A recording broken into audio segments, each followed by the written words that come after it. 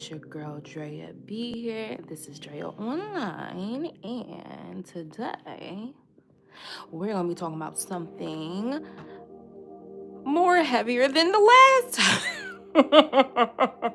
Sorry, I have to find some type of like comedy out of this whole situation. Honestly, this whole experience that I've been going through since last month up until now. So if I am laughing, if I'm giggling, if I have to get my sillies out, please don't hold that against me. It's just I don't like, even though your girl is extremely emotional, I don't like acting from a place of hurt or a place of depression, a place of sadness. So that's just me, my nervous system just trying to regulate and just trying to make a joke out of the situation, because honestly, sometimes you do gotta laugh at your pain. That's a part of the healing process. But just a few disclaimers before I what is hair? A little few disclaimers before I get into um sharing my experience. I do want to say this is not for anyone underage. I will be saying some things that are just not for viewers who are minors, basically, or under 18. Now, is that going to stop y'all from watching? No, that take you got to take that up with your parents at this point. But I just want to make that verbally clear. This is not for anyone who is underage.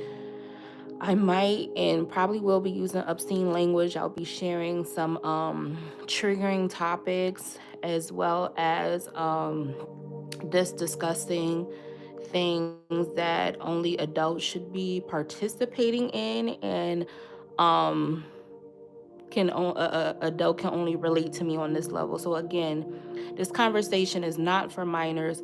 However, is that going to stop y'all from watching me, especially because my chat is off? Probably not, but hey, you've been warned. That shows your character, not mine. Anyway, I don't even know where to start. um whew. First of all, let me start by saying, Lindy, girl. First of all, Lindy, I hope all is well on your end. I know the whole changes to my channel has been uh, very abrupt and probably confusing. And if you didn't catch up on the last live, not the Roblox one, but the stream previous to that one, you'll see why. I'm doing this for my protection. I'm doing this for my peace. Will it always be this way? No. When will it change back to how it used to be?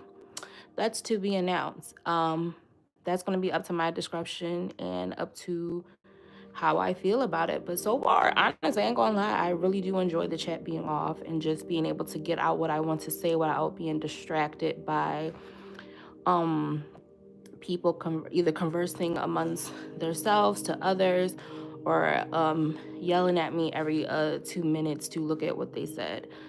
So honestly, it's a breath of fresh air for me. But Lindy, I just want to say, baby girl, you were right once again. And I just feel like, child, every time, well, the situation is done, so it's not like there will be a third time. But I definitely, like, I looking back, I do look at you as like, dang, like she, like the first time. Now it's like, it's so funny because when we were in that chat, I was like, dang, Lindy, maybe this is my sign, because you were right the first time. And then, anyway, I'm getting above myself. Let me just get right to it.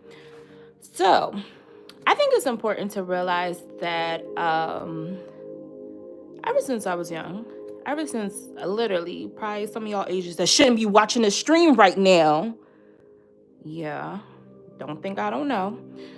Um, I just always been a lover girl. I just always just craved love, and it wasn't always like romance, platonic love, friendship with my classmates, friendship with family members, friendships with friends in my community, in my neighborhood. Like, I'm a lover girl. I feel love very hard, and I love to love on other people and show them how special they are. I just feel like it's one of my special gifts as a human being here on Earth, which is ghetto, by the way. Um, but yeah, it's just ever since I was little, as I previously stated, your girl has been daydreaming, very hopeless romantic vibes like that. That's just who I am at my core. I still believe in fairy tales. And if I'm delusional, then let me be happy and bliss because listen, I still believe that my knight in shining armor is going to come in, swoop me up like the damsel in distress that I'm not a damsel in distress, but for lack of better words, I just believe in happily ever after, basically. Especially if you dealt with trauma at such a young age, which I have dealt with. Um, I say all that to say, oh, my house is gonna make noise because it's heating itself. It's a little chilly here in Philly. I don't know what the weather is, where you guys are from. Hopefully, it's beautiful. Um, but I say all that to say that because I have such a big heart and because I I've experienced so much trauma and negativity as a child, and I took that even at a young age of like, you know what? If I'm going through all this, I can only imagine what other people are going through. So I'm not going to continue on the cycle of hurting people because hurt people. I want to be a change in the world. I want to be the representation of what love and healing looks like. Like literally, that's always been my MO even as a child. So having that mentality has literally manifested into me basically not seeing what am I trying to say? That has manifested into something negative, and the negative being is that no problem is too big from people I love and care about for them not to redeem themselves on. Now, that may not seem like an issue, but to someone who is the poster child for, I'm gonna give them the benefit of the doubt, we can really get taken advantage of, and that's the undertone of this experience that I'm about to share. So I just had to give that like background for you to fully like understand my essence as a person and as a woman, as a lover, so you can know why. Because I'm pretty sure some people are like, well, what the hell? Girl, why'd you deal with that? And it's like, girl, I don't know. Like, so listen, love will make you do some crazy things, child. But anyway, moving on. So I have shared about this young man. He's not a young man, he's my age. But I'm just gonna say young man. I'm not gonna say his name. Um, we will name him child, what we gonna name him? Oh, excuse me. We gonna name zodiac signs because that would make me feel better. We gonna name him Virgo because he's a Virgo. So Virgo and I have known each other since we were kids. I've shared about this young man before, and I shared how I care about him. I love him. And, at the time, I believed he loved me. And I still do believe, even with everything, I'm jumping the gun. You don't know what happened yet, but you can get a sense of it, what happened. That I know he does love me, but the way he demonstrates and displays that love onto people or more so onto me has not been in the healthiest way. And I feel like loyalty of someone that I knew since a child, since who has who knows things about me that a lot of you don't know, who has witness the rise and falls of me, the good things, the bad thing, the indifferent things. He was there for the evolution of me, Drea, in the early stages. So it's like, in my mind, how can I let that go? I don't have any more childhood friends that I talk to, let alone talk to on a daily basis. And I'm not a fake Facebook, Instagram, social media type of, hey girl, nah, listen, baby, you don't check up on me, I don't check up on you. I don't know who you are. But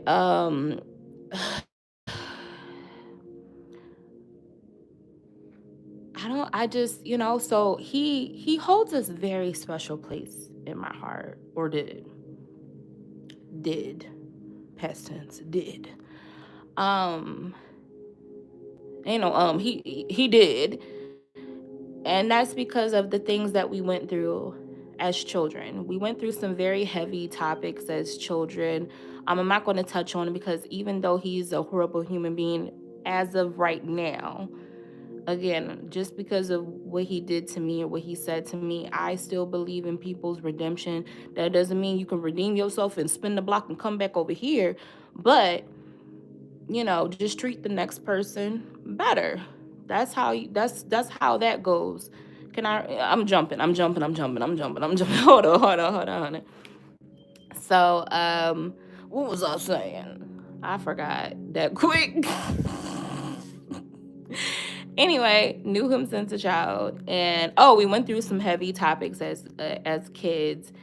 And I said I wasn't going to discuss the topics, but let's just say we met in truancy. If you don't know what truancy is basically like court ordered, like kids are just not going to school, and basically your parents and guardians can get in trouble. They can actually go to jail or get fined. But back in the day, Philly was just trying to meet some type of quota, and they was locking people, parents up. Your kid wasn't going to class, you're going to jail. What are you doing as a parent? And that's, how it went. So we had truancy school on Saturdays, basically. And that's how we met. We were bad. We were skipping. We both skipped for different reasons. It wasn't just skipping just to skip. I was skipping because I was being harassed.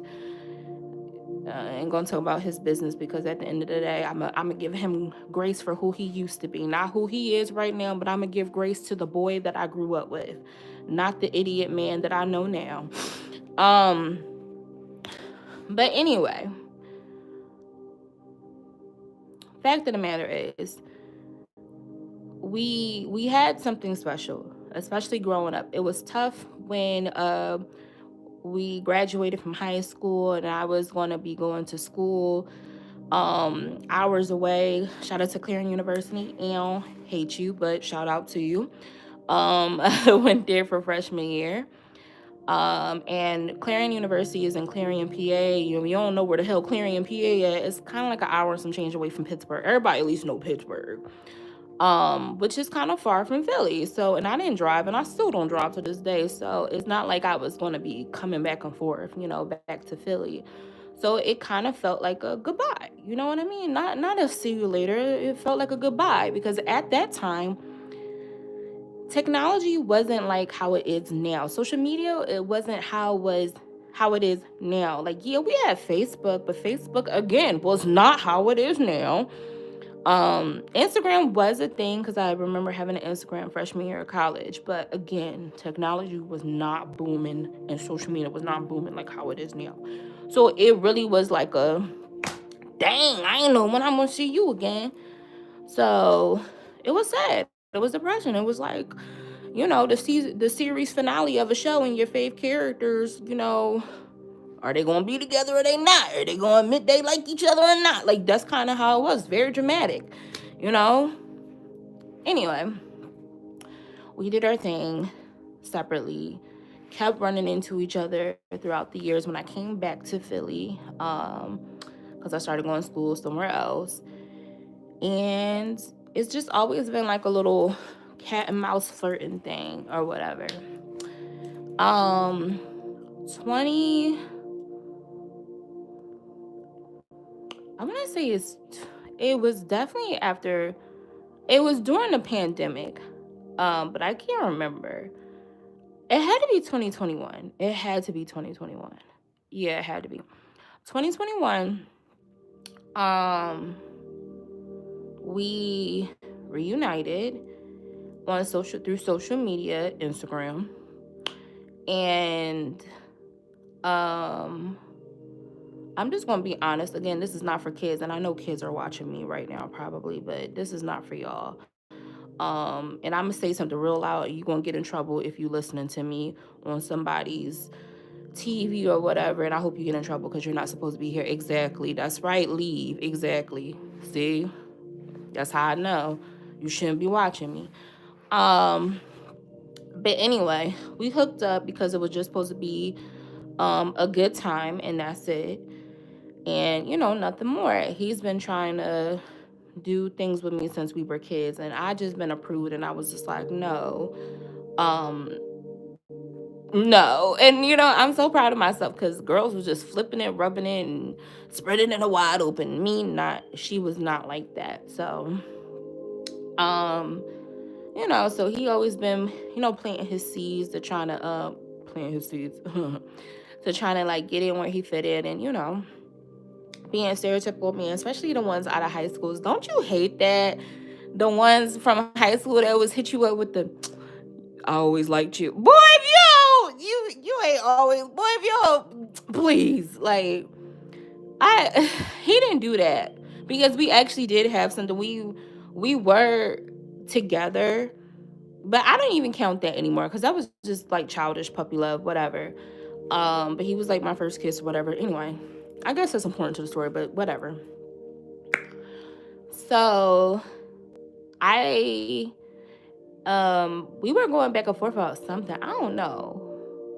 He always had a temper. That's important to realize too because of things that was going on. And I feel like just like a lot of black men or a lot of men, period. I mean, hell, some women too, but I'm just going to specifically speak about black men and how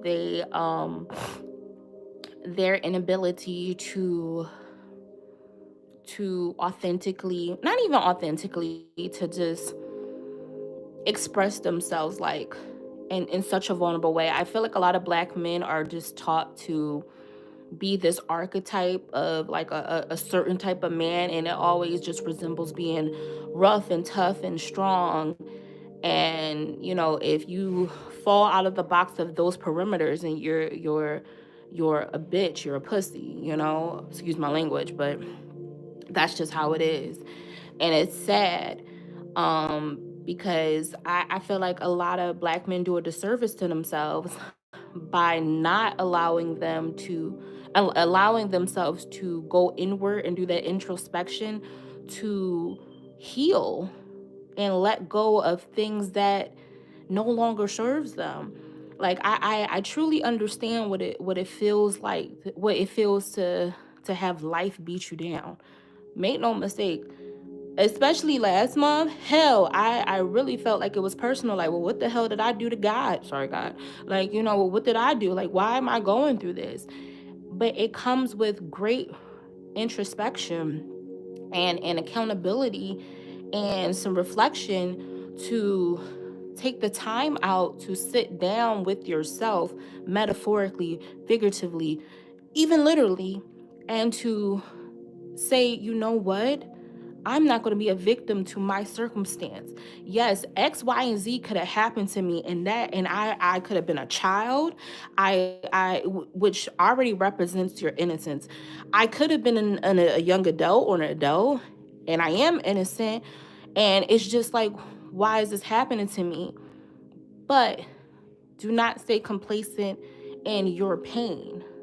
And I think a lot of, people too, it really has no gender to it. But again, specifically, I'm talking about black men, especially black men that I've encountered.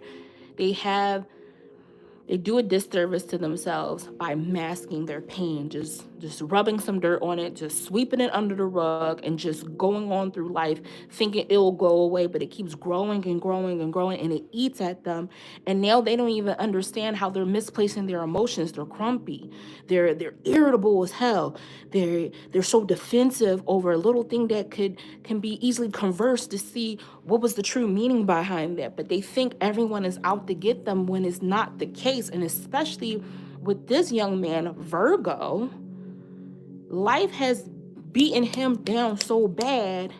Someone who, me, the someone who has always had his back, always was just readily available to him for him to just vent about his experiences, his goals, whatever he wanted to talk about. I was a safe place in human form for that man, as he was for me. It was reciprocal back in the day. So that's why I don't quite understand, how do we get to now you're a hollow version of your former self, and I don't even recognize you, but I'm trying to hold on to someone. I'm not gonna give this man my tears. Sorry, y'all. I have to regulate myself, because one thing about me, and two things for sure: when you cross me, I will not cry for or about you anymore. And I feel myself about to cry, and I am not giving him my tears after what the fuck he said to me. So I gotta get myself together.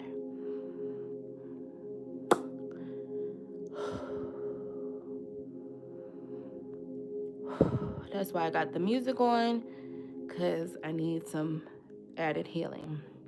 But anyway, he was just a hurt person. And we all know that saying, that phrase, hurt people hurt people.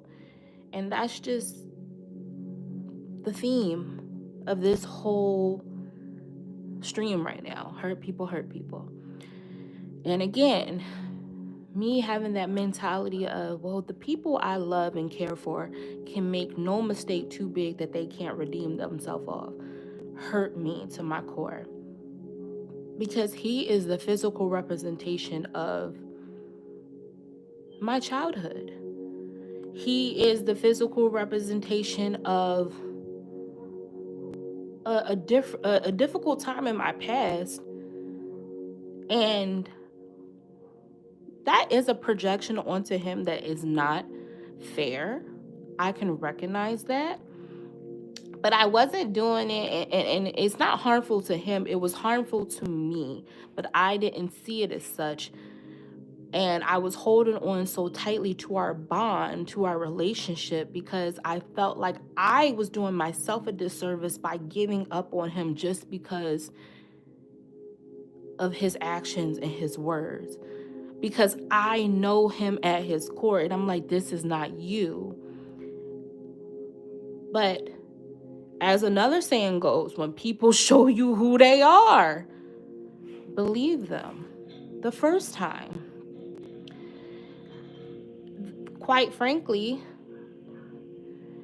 time has gotten away from us to where he evolved into someone that's unrecognizable, as that happened to me as well. I was no longer the girl just ready to fight. Well, wait, hold on now, because hold on, let me just, I will defend myself. Don't get that twisted. But back in the day, I was a crash out. I was fighting everybody. You look at me wrong. You want to fight? Like, that's how bad I was. So I was very toxic back in the day. I was very angry. I had a lot of emotions that I didn't know how to sort and reflect on. So it came out as anger. And anybody itching or wanting or batting an eyelash to fight, it was a way for me to transmute that energy that was in me, that those emotions that was in me, into something tangible, which was unhealthy at the time. So we were just how we were once close, and we were here. Time has shown we are two different people now, and we're repelling from each other because we're growing into who we're destined to be and who we want to be. So 2021, like I said, I'm an adult, but I'm still well in my grief, depression of losing my father. That's coming up. The anniversary is April 30th. But I'm doing way better. Thank you. I'm still well into my grief from losing my father. I'm stressed out because I have a home, and the pandemic happened, COVID happened. I didn't know how I was going to pay for everything because it was just perfect timing in the worst way, because at that time I literally just got the deed transferred over to my name, so the house was officially mine. It wasn't co-owner. It wasn't my dad's name and then co-owner me, because I am the head of his estate. It was solely by me.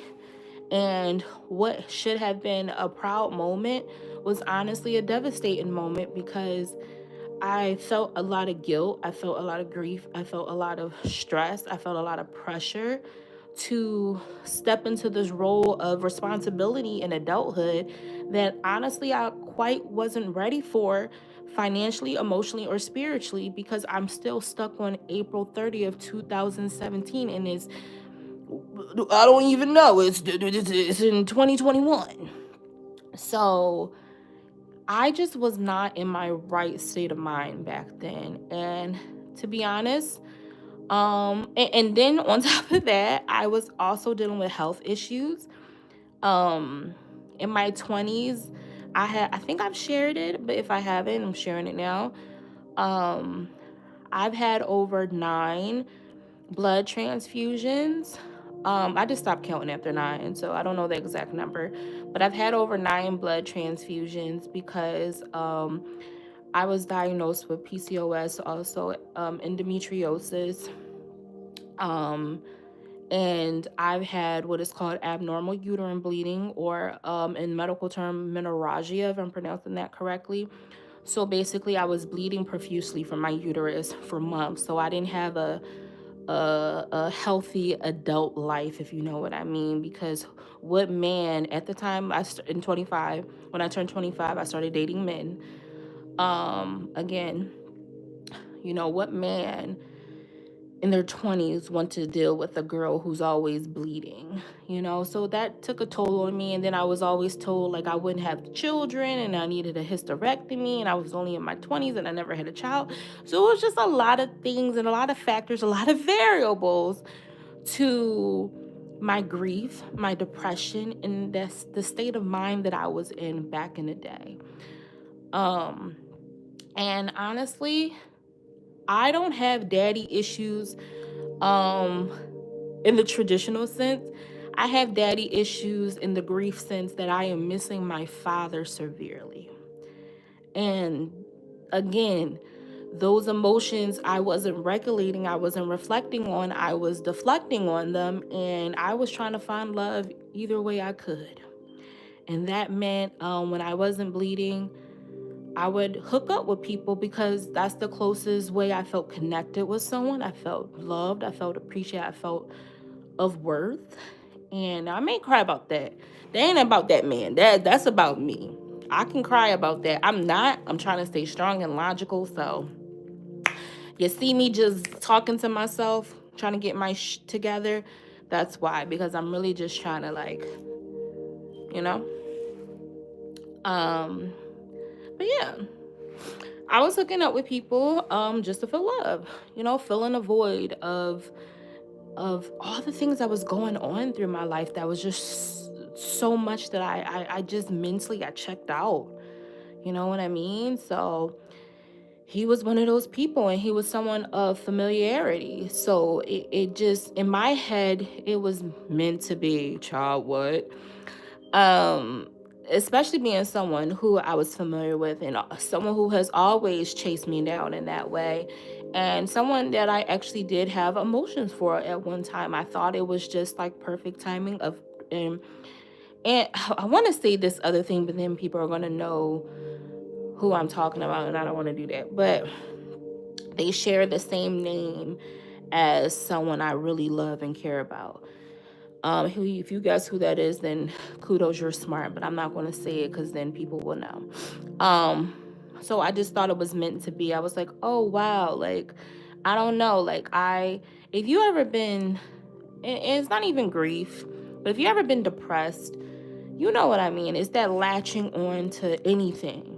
You know what I mean? So just to feel something, I felt like I was dead. I was the walking dead around that time. Like I wasn't myself.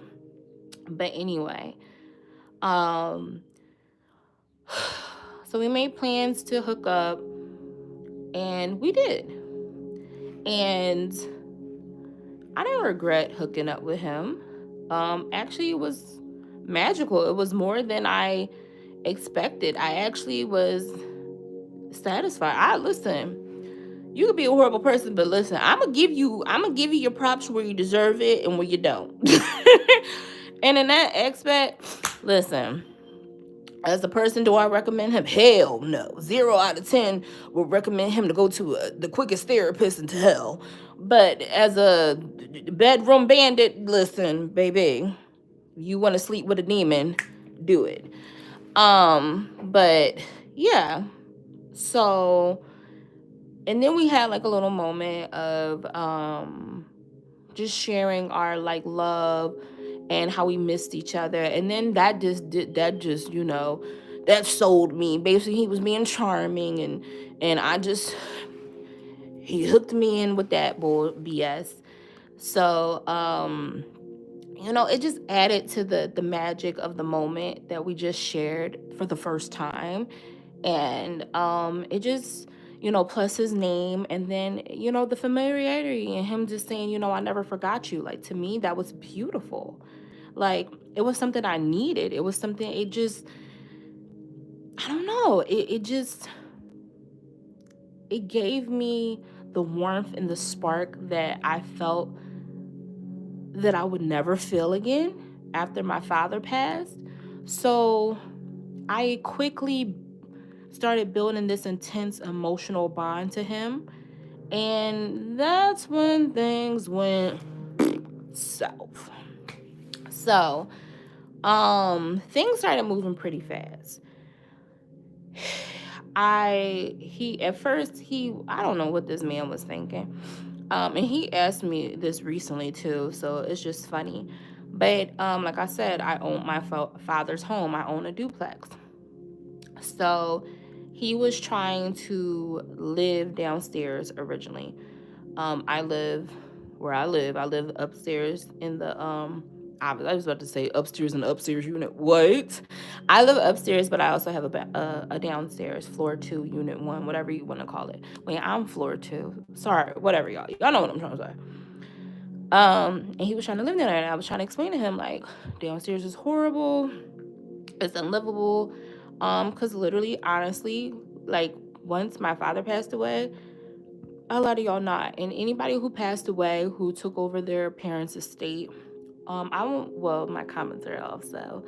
But I want to know if other people have experienced this, like the house knows that the person is not there anymore. Because I swear to God, the house started falling apart, like, out of nowhere. Like, it was kind of spooky, paranormal. It was crazy. Like, the house was just doing, like, it was just weird. So, and again, I'm broke. I don't have no job. It's 1 year of COVID. The world is in shambles. Tory Lanez screaming on IG. I think Meg Thee Stallion got shot. Like, it was just so much going on in the world. Like, I just couldn't even, like, deal. Like, whatever. Why did I have to bring up Megan Thee Stallion getting shot? I don't know. That didn't have nothing to do with nothing. I'm sorry, Megan Thee Stallion. I don't know why the hell I threw you in there. But, girl, anyway. Love you, Aquarius twin. But, what was I saying? So, yeah, I just clung on to him emotionally. And that's where, like, that was my downfall. He was upset because I don't know. I don't know. He was just weird about me needing, I guess, not me needing, what am I trying to say? He was just so adamant about, like, he didn't care, like, how downstairs looked, when it was just me, his friend, someone who knew him since childhood, is just trying to warn him, like, it just be real. Like, I didn't want to be like a scum ass landlord and be like, speak up a place, or I didn't want to speak up downstairs when really like it's shit in real life. You know what I mean? So he just wasn't having that though. It's just like if you tell him no, like he acts like a toddler, kind of, sort of. Not even kind of, sort of, like literally acts like a toddler. So, and then coincidentally, so at this time, I was going through an energetic shift, a spiritual shift. Now, now this part, you may not believe me, and that's fine, that's cool, whatever, but there are people out here who are going to feel what I'm saying, who are going to know what I'm saying, and because they apply this to their real life and their own experiences. So, I've always been very intuitive since I was, dare I say, a baby. I always had this foresight of the future and sometimes even the present. I have predicted a lot of stuff as a child that has came true, from births, pregnancies, political stuff, a lot of things. Like I've been called a seer before. I've been called a witch before. I've been called a lot of things, but one thing about me, and two things for sure. I own it now. I totally stand in my power now that I know I have a God-given gift of intuition. I have this ability to see through people's BS. My eyes are one thing that are part of my gift. I'm not gonna give too much, but just know that I be knowing. Either my ancestors are gonna tell me, or I'm gonna have a dream about it, or it's just I know. But yeah, I have this gift. Now, at the time that gift was growing, I gaslit my own self because, once is a nice little coincidence. Twice, what's going on? Three times, wait a minute. What's happening? Four times? Oh, I'm a witch. This is scary. So, I started having dreams about him living with another woman. Like, I couldn't see who the woman was. I could only see, like, those faceless dreams you be having, but like, I didn't know who the girl was, but you just, like, you know, it. Like, I knew I was dreaming about Virgo. I didn't know who the girl was, but I just, I started just having dreams. And I was like, like, why do I keep having this dream that he is with another girl? He's living with another girl, but he's, whatever. And I ain't gonna lie, back then I was a little crazy. I was a little dopamine crazy. Adults, you know what I mean. So I was sending paragraphs, I was sending novels, I was sending books as text messages and hitting him up, arguing with him. Very toxic, very emotionally attached, very obsessed. I own that hat. Listen, I'm never going to act like my shit don't stink, because it does. It does. Your girl is not perfect. She's no angel. She makes mistakes as well. But where he got me fucked up at is that, lo and behold, those dreams weren't just silly little dreams of, whatever, just weird dreams. Those dreams were prophetic. And I remember he blocked me on my main Instagram, but I have a business Instagram. Well, I actually deleted it. I'm skipping. We didn't even get to present tense. We still talking in the past. Anyway, so I wrote him on my business page, and I basically let him know, like, oh, I know you're with another girl. He admits to it, but I say the whole specifics, like, I know you're living with another girl, like you're living with your baby mama or whatever, like that. And he admits to it, and then because he thinks I guess because at that time she was calling people in his phone or whatever, he had the assumption that she called me and we talked or whatever. And I just started, like, cracking up, but also kind of like a little spooked out by how I found this out, because again, this is not logical. It's not even air quotes. It's not logical. Spirituality is not logical. It's literally a feeling. It's literally believing in the unknown, believing in what you can't see. Faith, if you will. So the fact that I had reoccurring dreams about him living with a woman and him lying to me about it, trying to live with me, regardless if it be downstairs or not, I was spooked out by that. Because I'm like, wait a minute. What was that I just experienced? So we're going back and forth about it. I don't know. I can't even remember because I deleted that Instagram. But all I know is the next time I hear is that, and I heard it intuitively, and I actually looked it up. Because if you don't know, you guys can look up anybody who's been locked up, past, present, not the future, but you can look up anybody who's been locked up, who's currently locked up, especially if you want to know in your city or state or whatever. So I was like, wait a minute, he's locked up? I see he hasn't posted nothing on Instagram, because again, I was crazy. Listen, I was checking Instagrams, I was checking Facebooks. I was dopamine attached to that man, emotionally dopamine attached to that man. So I was checking everything, and I was like, he ain't write nothing in a while. He may be locked up. I checked the database, the Philadelphia municipal database, to see has he been locked up. Of course, because I know his birthday, and I know his first and his last name, and I found out their middle name. Sure enough, he's been locked up. I was like, oh, someone got their karma fast, quick, fast, and in a hurry. I said, okay. Of course I was sad, and the crazy part of me was like, should I write him? But then I was like, no, that's kind of crazy. But then at the time, remember, it's still COVID. So I'm just like, even with writing inmates at that time was like, it was specific, and it was like different than how the world used to be before COVID or whatever. So we're going to skip to kind of now. Or we can skip to 2023. 2023. I meet a new guy, and and we'll call him Aries.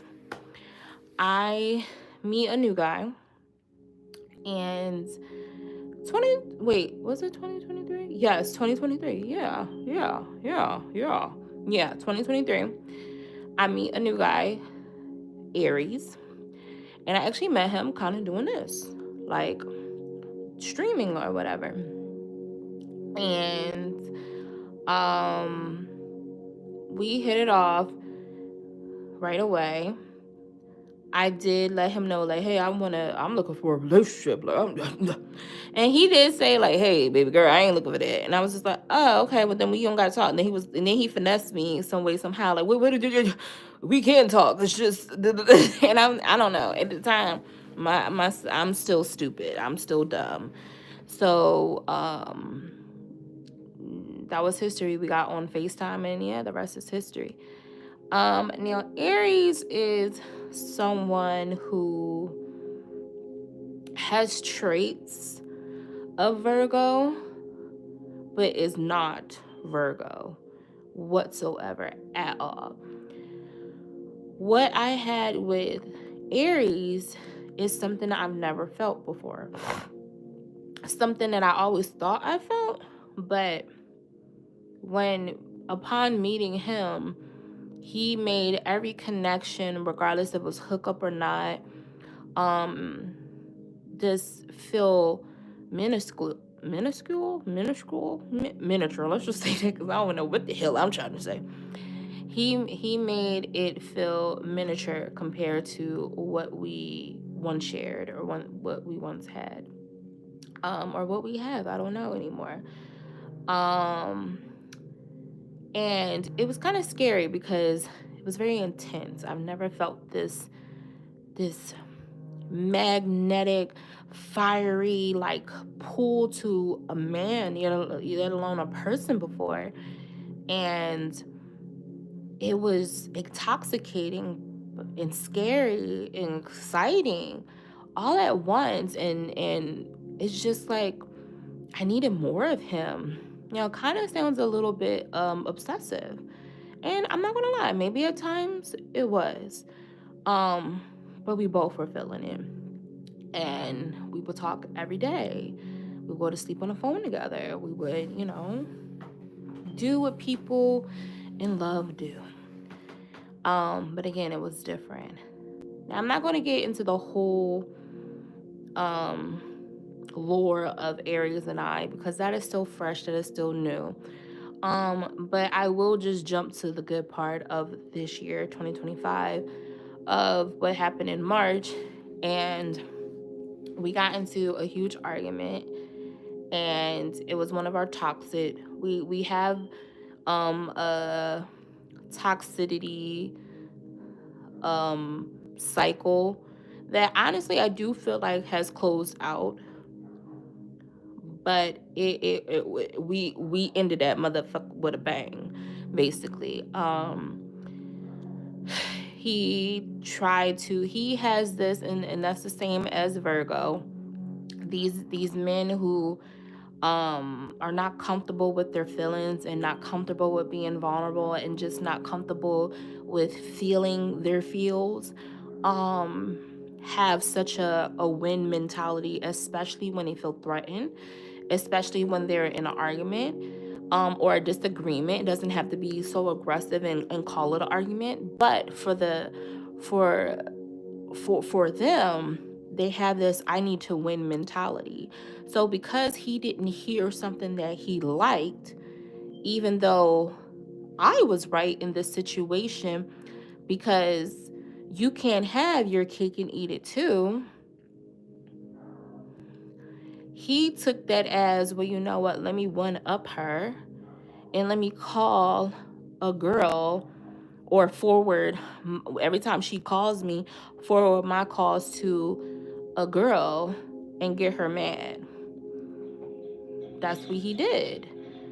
And the girl, I think the first time she picked up, she was pretending to be doing adult activities. And I just was like, girl, one thing about me, you can't make me jealous about something I don't know. I don't know what it is about me, but one, I rarely get jealous. And if I do, I correct myself on it immediately. But I really don't get jealous of other women because I'm really confident in who I am and what I am and what I got to offer. That's just never been a thing for me. So I was just like, girl, please. Like girl, I know I gabbed her because she thought she had one, and I was like, girl, please put that man on the phone, sister wife. What's up? Like, even though I know we're not sister wives, but I just wanted to let her know, like, girl, you ain't no threat to me. You will never be. He gonna anyway, let me stop. But she's no threat to me, seriously. So I just couldn't believe that he took it to that low of a low, because one thing about us that I really do appreciate, even with me, I have called that man all types of names and said things that honestly, it's disrespectful. I'm not even gonna lie. Some of them things I'm not even gonna lie. It doesn't show me in a good light, but I've said homophobic slurs and derogatory slurs at him, like calling him an F word. And one thing I can always appreciate and love, that man has never called me out my name. Not once. And I know he's wanted to. I'm pretty sure in his head he did. But let me tell you something. Let me just say this. I never did it on purpose. Okay, because that sounds crazy. Like, well, of course you did it on purpose.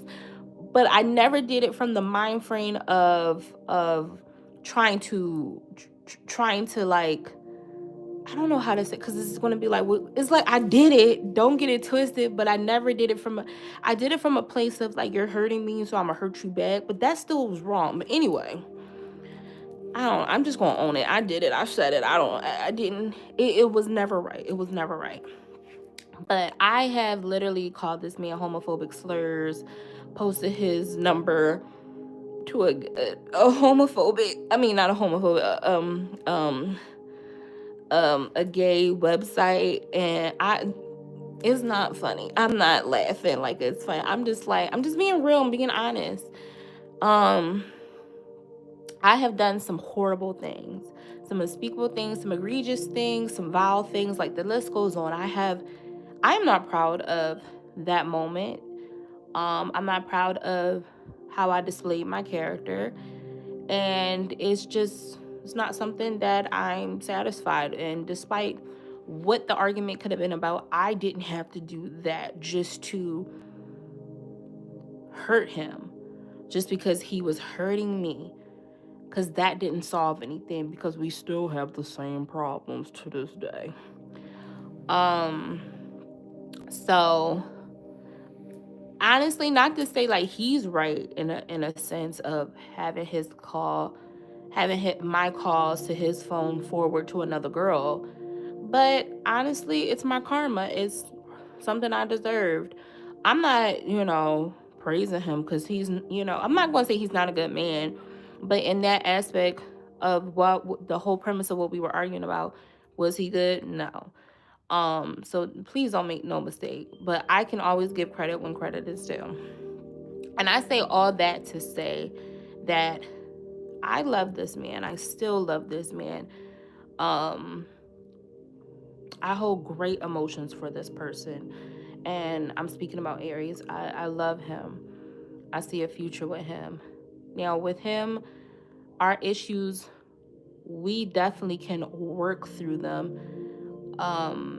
If we both decide, well, I mean, I've always been open and honest with him, but honestly, he's going to have to not only heal a part of himself, a part of his childhood, a part of him that he's still holding on to and masking the pain with, but he has to come forth and apologize for the things that he's done. He has yet to take accountability for the part that he played in our relationship. It's always been me, me, me, me, me, me, me, you, and that's very, for someone who is a lover girl, for someone who just wants her love to be loved, it's like, dang, I can't win. I thought I found my person because you give me these feelings that no one has ever made me feel, and you're still shitting on me, just like the last loser, but you make everyone who I've ever dealt with look like toads in comparison to how I see you as my prince, my king. So it just was like a whole mind to experience that with him, because, I know he cares about me. I intuitively feel it. I spiritually feel it. I've had dreams about it. I've done my own readings about it. I know he has a lot of emotions and feelings, and he loves me. It's just he's not a vulnerable guy. And I feel like that hinders our relationship. So since he did that with that girl, I was like, you know what? I ran into baby boy, and yeah, we did have our issues earlier. Oh, I didn't even bring that up again when Virgo got out of jail. I'm all over the place with this. Well, not really. I'm actually doing pretty well.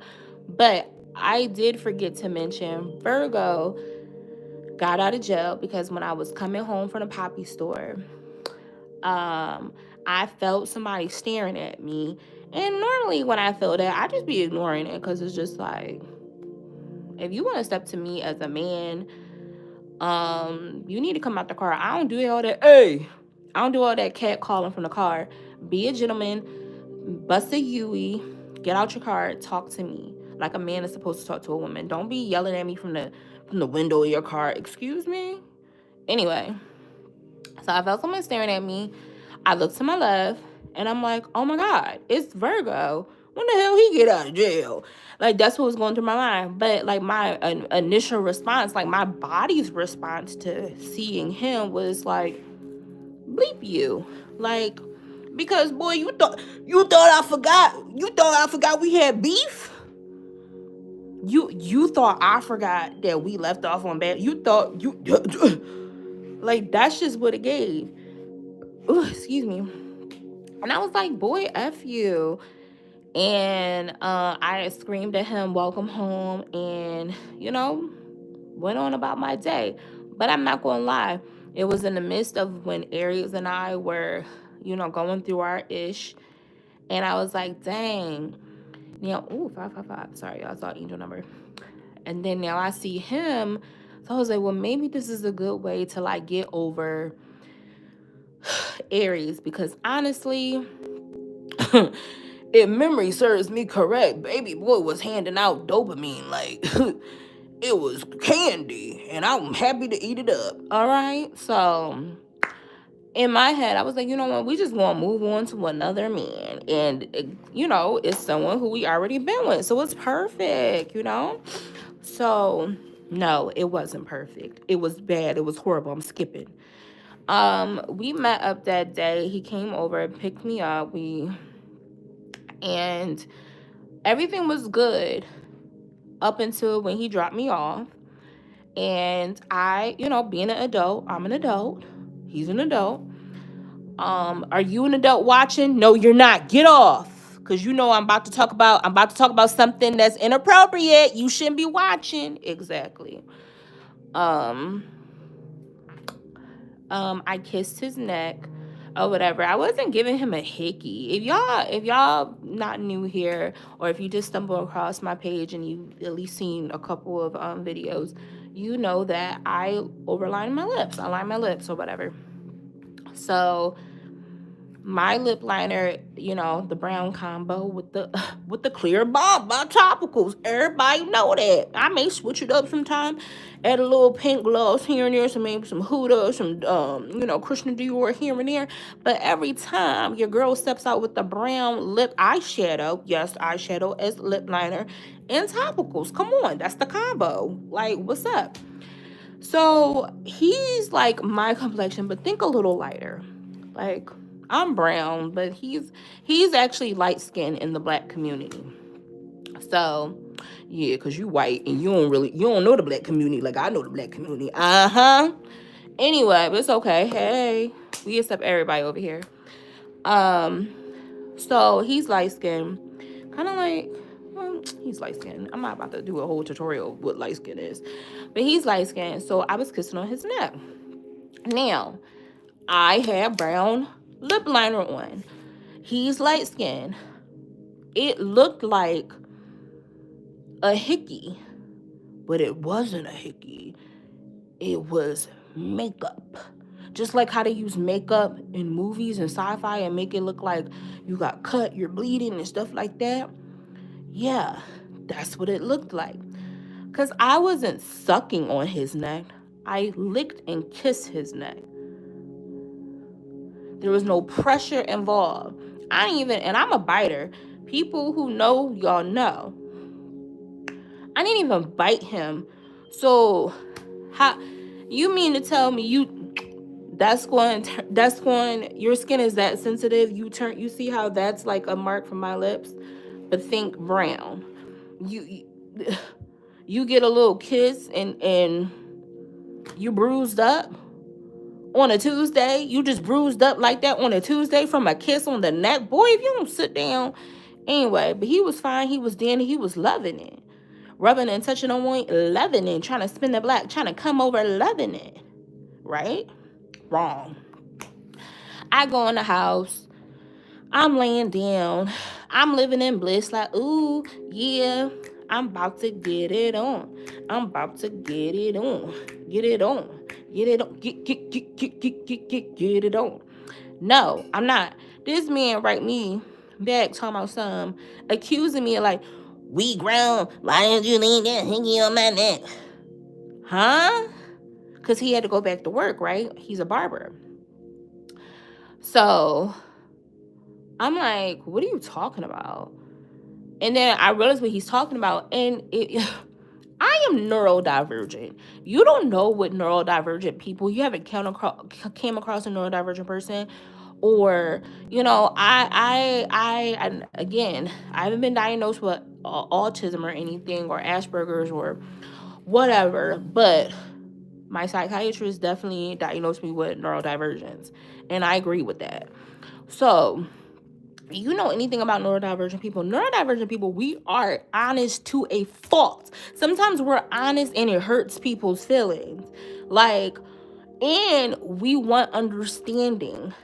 Like, when it comes off as very challenging to most people, to neurotypical people, but to not neurodivergent people, when we just ask questions, is literally to get to the root of the situation, because we don't understand in our brain. Because in our brain, like, it's like, just like we know, like, oh, if I throw something up, it's going to come down because of gravity. The gravity pull is just like, when something's of the unknown, we need explanation of why did you come to that conclusion, or how did you come to that conclusion.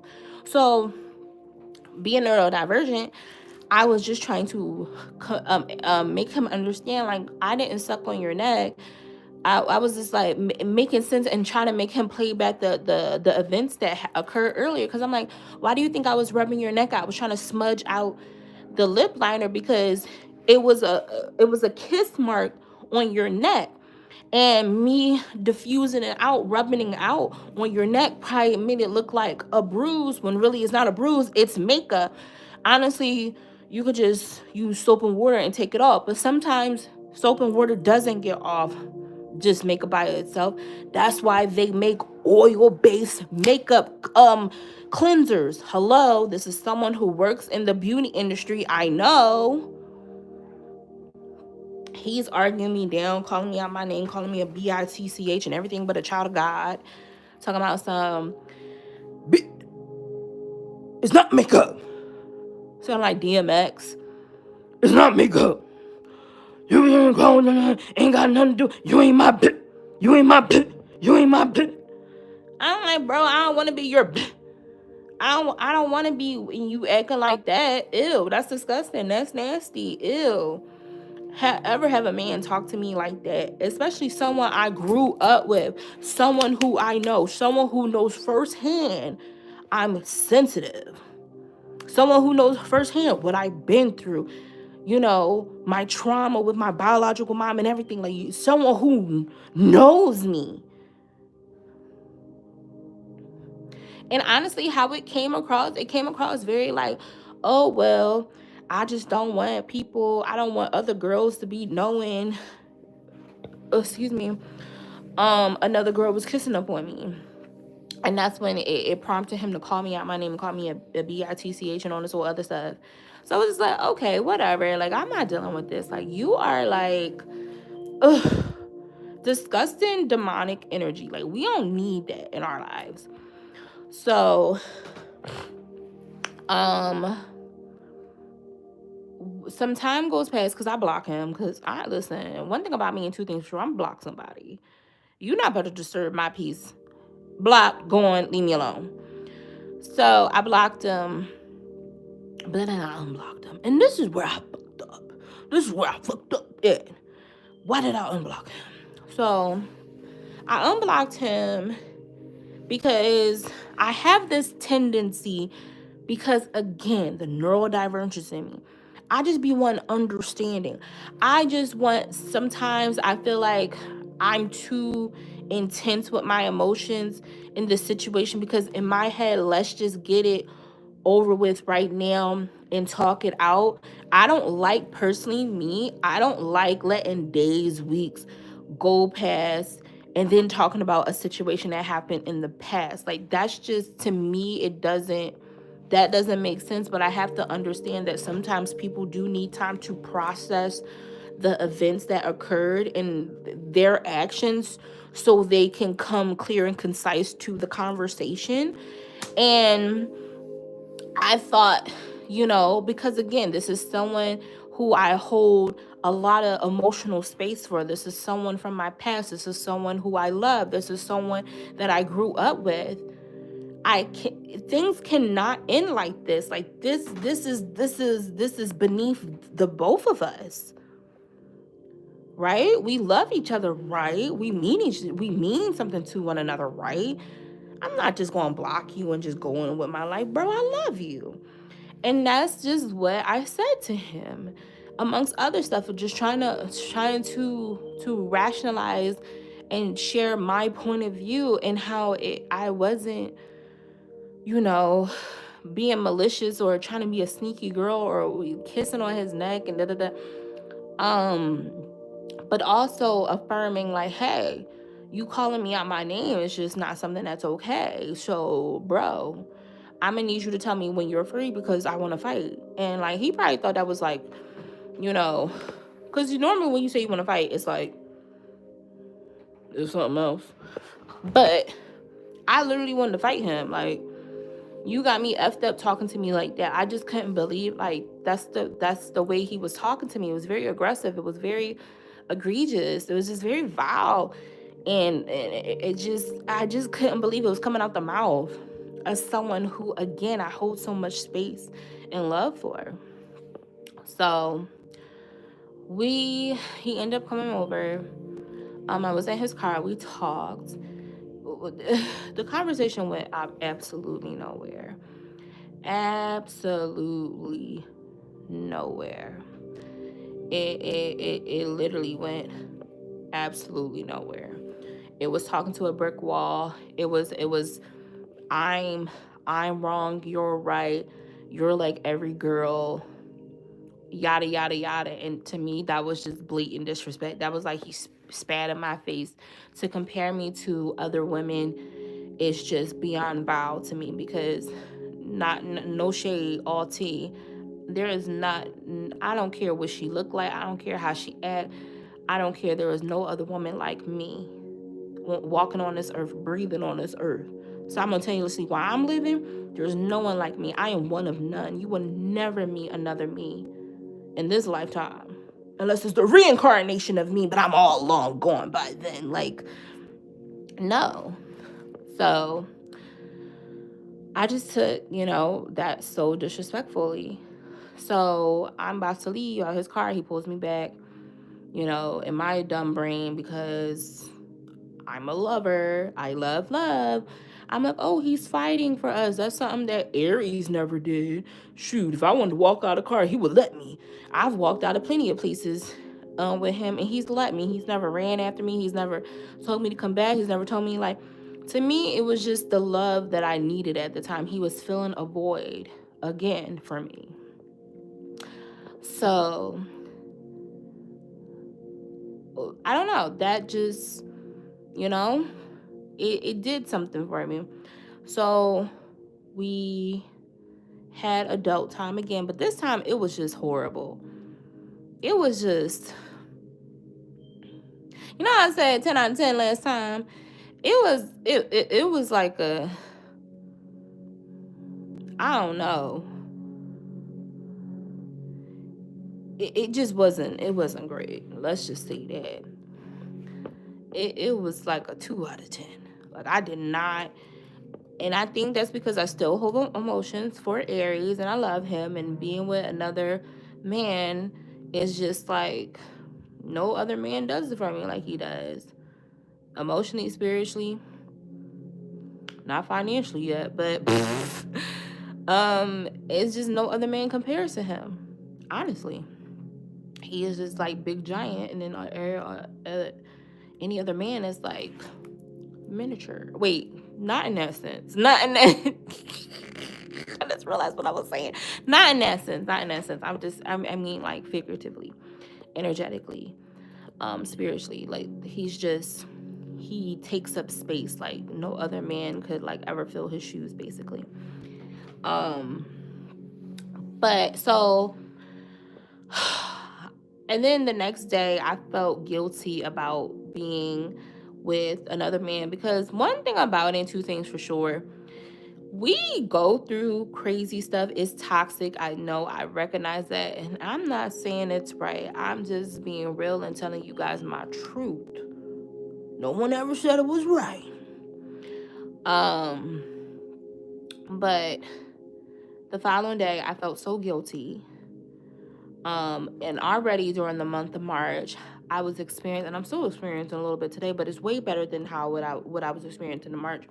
But I couldn't keep food down, and I wasn't eating for weeks, because literally anytime I ate, I was throwing it up. It was sick. Like, excuse me, if you see me burping still now, I still have digestive issues. Um, Now I think I have GERD. But anyway, that's besides the point. But that's why I keep burping, y'all, because I have digestive issues. That I need to see a doctor for it. But anyway, the next day I went to my doctor because I was I wanted to eat. Listen, your girl's not skinny. Your girl loves food and food loves me, okay? Food and I are like this, and I've been missing it. So I was just like, you know what? Let me go to my PCP so he can give me a prescription and a referral so I can see a upper GI doctor, because this has got to stop. Now, when I was in the waiting room, I was freaking myself out really bad. I was checking myself out really badly, to the point where I gave myself a panic attack because I was watching one of those like those commercials, like those healthcare commercials that play in the lobby of like your physician, and like all the things. It was like, you're having a heart attack, and then I basically made myself like nervous and scared to where my heart started palpitating, and my left arm started like numbing, like I was getting tingling. I started giving myself like all the symptoms because I just couldn't wrap. Again, I'm neurodivergent. I try to, there's logic in everything, and I just logically couldn't understand why I couldn't keep food down. Amongst all this other stuff that was going on with me, I had a job with Estee Lauder. They were like pussyfooting around with my start date. I was supposed to start March 4th. It was damn near like March 13th. Like, what's going on? Mind you, I got hired in February, so it was just a lot going on. And March was already not a great month for me because I remember when my dad went to the hospital. So mentally, your girl was just not there. So I'm having a panic attack. I go to the bathroom, splash some water on my face to try to calm myself down. I didn't have my vapor rub on me at the time because vapor rub is something that I use to knock some senses into my brain. To, I kind of use it as like a what am I trying to say? Like a aromatherapy type of thing. So I normally put like vapor rub on the top of my nose, or like I just like sniff the can, or whatever you want to call it, the bottle, and like it awakens my senses. Like the menthol and vapor rub takes me out of my panic attacks. Or sometimes I don't try to, but if I do have my bracelets, but that really doesn't do too much. You really need like a rubber band, something that has like reinforcement into it. But or that I will pinch myself when I'm having a panic attack, because I just need my brain to take me out of my mental thoughts. So I have to do physical stuff for me to take me out my mental. That wasn't working. Like, I was panicking bad, and I felt like I was about to pass out, and I was like, oh my God. Normally when I feel like that, like shit has just hit the fan, girl, you going down, because that has happened before. And I'm a weird panicky person, so I don't like, it's so weird. So I can have a panic attack right next to you, and I will try not to like disturb you. This is the shit I need to like talk about in therapy. But I can have a panic attack sitting right next to you, and in my brain, I will try to like overtly, no, not overtly, covertly panic without disrupting your life, your experience, or whatever, so you won't worry about me. Like that, I don't know. I need to get the fuck out of that. I don't know why, but it's just like, and such being in Philly, like people think anything that inconveniences them, it could be tragic. Like someone, like literally, it happens all the time. If you're from Philly, when you taking a train and people like unfortunately use the train tracks to end their cycle, if you know what I mean. There's a thing, people in Philly get upset with that. They be like, oh, I'm gonna be late for work. Bro, someone just lost their lives. Not only did someone just lost their life, they took their own life. And you're mad that you can't get to work, but you're alive right now to go to work. Like that has always been like a eyebrow raiser to me, because of the lack of empathy that majority of people have. Like it bothers me. So I never, like, in my head, I never want to inconvenience anyone with my problems, and especially my medical emergency, because I just feel like no one cares in the grand scheme of things, like, so I was panicking, and I was like, oh my God, I'm about to pass out, I'm about to pass out. Like, so I just sucked my pride up, beelined it to the freaking receptionist. Shout out to Stephanie. Hey girl. Beelined it to Stephanie and whispered, like, girl, I am about to pass out. And from there, that's when she was like, well, do you think you need an, because first she was going to call an ambulance, and I was like, no, because the ambulance costs money. Listen, I ain't in this economy, I'm broke, okay? I ain't got it, all right? So I was like, no. And so they, like, bumped me up to go to see my doctor. Now, during this time, I was texting Aries, because when I'm in a pickle, I don't know, he's my comfort zone. Like, I don't know, he's like my protector, he's my teddy bear, he's my medicine. And that's also kind of not right to project on him as well. I can recognize that. But anyway, I was texting Aries throughout the whole process, because I just needed someone to know that I was going through something. Because my mom texts, but my mom is not a texter, and I know she was sleeping for work, so he's like my next of kin type of thing, and he has my mom's number, so I knew if anything, like if something happened to me, like he would know, and then he would like let my mom know. So and honestly, that's what ended up happening. So long story bearable, so we can get to the good part of the whole title and why we're here. But all this is important to realize, just so you know. So lo and behold, I was just having a panic. I thought I was having a heart attack. I was having another panic attack, which I knew, but I don't know. In my brain, like at that time, I was like, I'm having a heart attack. I'm having a heart attack. I'm having a heart attack. Because again, your girl hasn't eaten. I'm delirious. At the time, actually, I wasn't sleeping either like that. So I've been doing live streams back to back to back. I've been irritable. A lot was going on, so I just was not in my right fucking mind, bro. I just was not. So he did a test on me, like to see if it was my chest or my heart or something, like a pushback test or whatever. I passed that, because I guess it's supposed to hurt when someone does that to you. And I was like, ow. He was like, see, that's a good sign. So it's not your heart, it's just probably your chest. So I just felt that wasn't enough for me, like enough validation that there wasn't nothing wrong with me. So, oh my God, the GERD, Lord, I feel like a baby. That wasn't enough for me. So I was like, you know what? I'm gonna go to the hospital. I'm gonna go to the emergency room to just, verify there's something not wrong with me, because I felt like he just dismissed my feelings, dismissed my situation. I just felt very dismissed, like next, like type of thing. So I was like, okay, I'm gonna go to the emergency room. I go to the emergency room. Aries and I are arguing through text, because I told him that Virgo and I were together, because I wanted to hurt his feelings too, because I just feel like he wins a lot, and I ain't gonna lie, I was being in my toxic bag, and I wanted to win. So I was like, you know what? I told him that about Virgo and I, and he was like, well, why you texting me? Text Virgo. And like, don't you got a boyfriend? And I was like, he was just being petty. And I was just like, you know what? I'm sorry that I said that to you, because one thing about me, and two things for sure, I can take accountability. So I recognized that he was hurt, and instead of just saying, hey Drea, you hurt my feelings by saying you have another man, you have a boyfriend, and you can just move on from us like that so quickly after everything we've been through, that hurt me, because I care about you and I love you and I have feelings for you.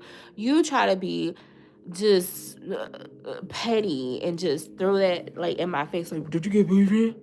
And I'm like, you know what? At that time, I just lost my marbles, and I was like, you know what? I don't have anybody. I'll just leave it all today. Like, that's how, like, y'all, I was so dramatic. Like, I didn't want to leave it all. I still want to see Beyonce. I still want to see Stranger Things, the season finale. I mean, series finale. You know, Squid Game's coming on. Like, I don't want to lose it all. I got things to do, people to see, streams to make. So, but at that time, I was just in my feels. Your girl wasn't eating. Your girl wasn't sleeping. Your girl job was being played with. Then I started a new job, and then, you know, but it's like, then I'm going through things with Aries. Like, then I'm grieving my father. It was just so much at one time, and I'm surprised I didn't pull my hair out. So, as we're arguing, I waiting in the waiting room. The wait wasn't even that long. They put me straight to the bed. Not straight to the bed. Like, I go to triage. That's what I meant. And you already know they do like the depression screener or whatever. So this is when things get a little crazy.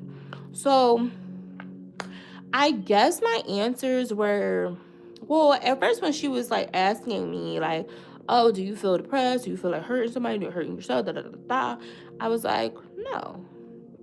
But I guess it's the way I said it, because I didn't say it like confidently. Like, no.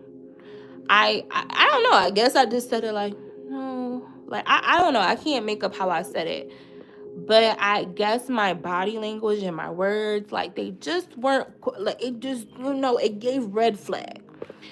And she was like, huh. And she started asking me more questions. And then I started, me, again, my neurodivergence, I answered things truthfully, even though in that sense, I feel like I probably was lying at first, and that's why she sensed it. But I can, and now this is crazy and also trigger warning, but I can feel at times, because my emotions, again, they're very extreme.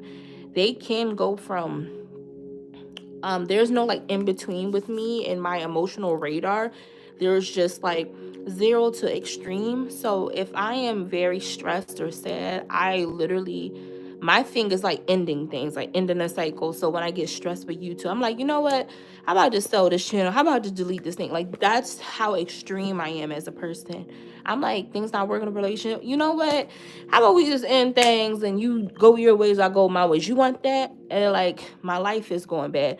You know what? How about just end it all? Like, that's how extreme I am of a person. Does that make it true? No, I'm just impulsively talking because I'm more emotional than I am. When I am stressed out, I am more emotional than I am logical. And I don't have the mental strength to articulate myself and my needs at that moment when I reach this level of being stressed out. So she basically saw that I was depressed and probably put that into the system. And I'm thinking because of my symptoms of, or my experience of not being able to hold food down and eat, got me to the back fast. No, baby. They was trying to 302 my ass, which is a psychiatric hold in Philadelphia, Pennsylvania. So, an involuntary psychiatric hold at that. So, I was like, wait a minute. Because when I went to the hospital, it was weird. They didn't give me a room like normally. But I have experienced like the emergency room being so crowded that they have you sit on a bed until like a room is readily available for you. So I'm thinking it's it's one of those situations. Wrong. So I'm sitting on a bed, swinging my feet, la la la la la la. I noticed this man keeps, and then he sits down and he's like, "You all right, hun?" And just keeps asking me like, "Are you all right?" Like every 5 seconds, and I'm like, "The fuck? What's going on?" Like, I am all right. What are you talking about? And I don't know. Sometimes I'm not gonna lie, your girl can be a lot of oblivious. I am not gonna lie. I'm getting better at it, but sometimes I am very naive. I'm not gonna lie to y'all. Sometimes I don't be seeing it until like, I'm like, wait a minute. It'd be like one of those situations. So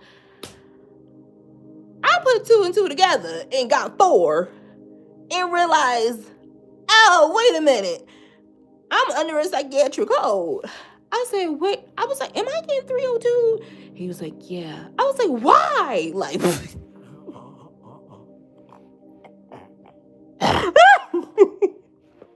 I'm like, why? And he was like, because of what you said. What the fuck did I say? And then he started, I was like, sir, I started talking a mile a minute because I'm trying to convince this man.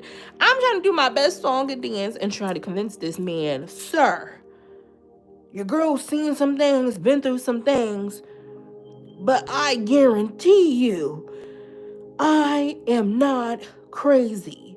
Like, I'm crazy, but I'm not crazy. Like, I was like, please, sir, don't do this. I was like, I'm already stressed out and I have to go to work Friday. Please. I think this was Tuesday.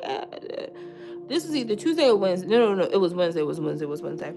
I was like, please, sir. Like, please, you cannot do this to me. Like, I just started this job.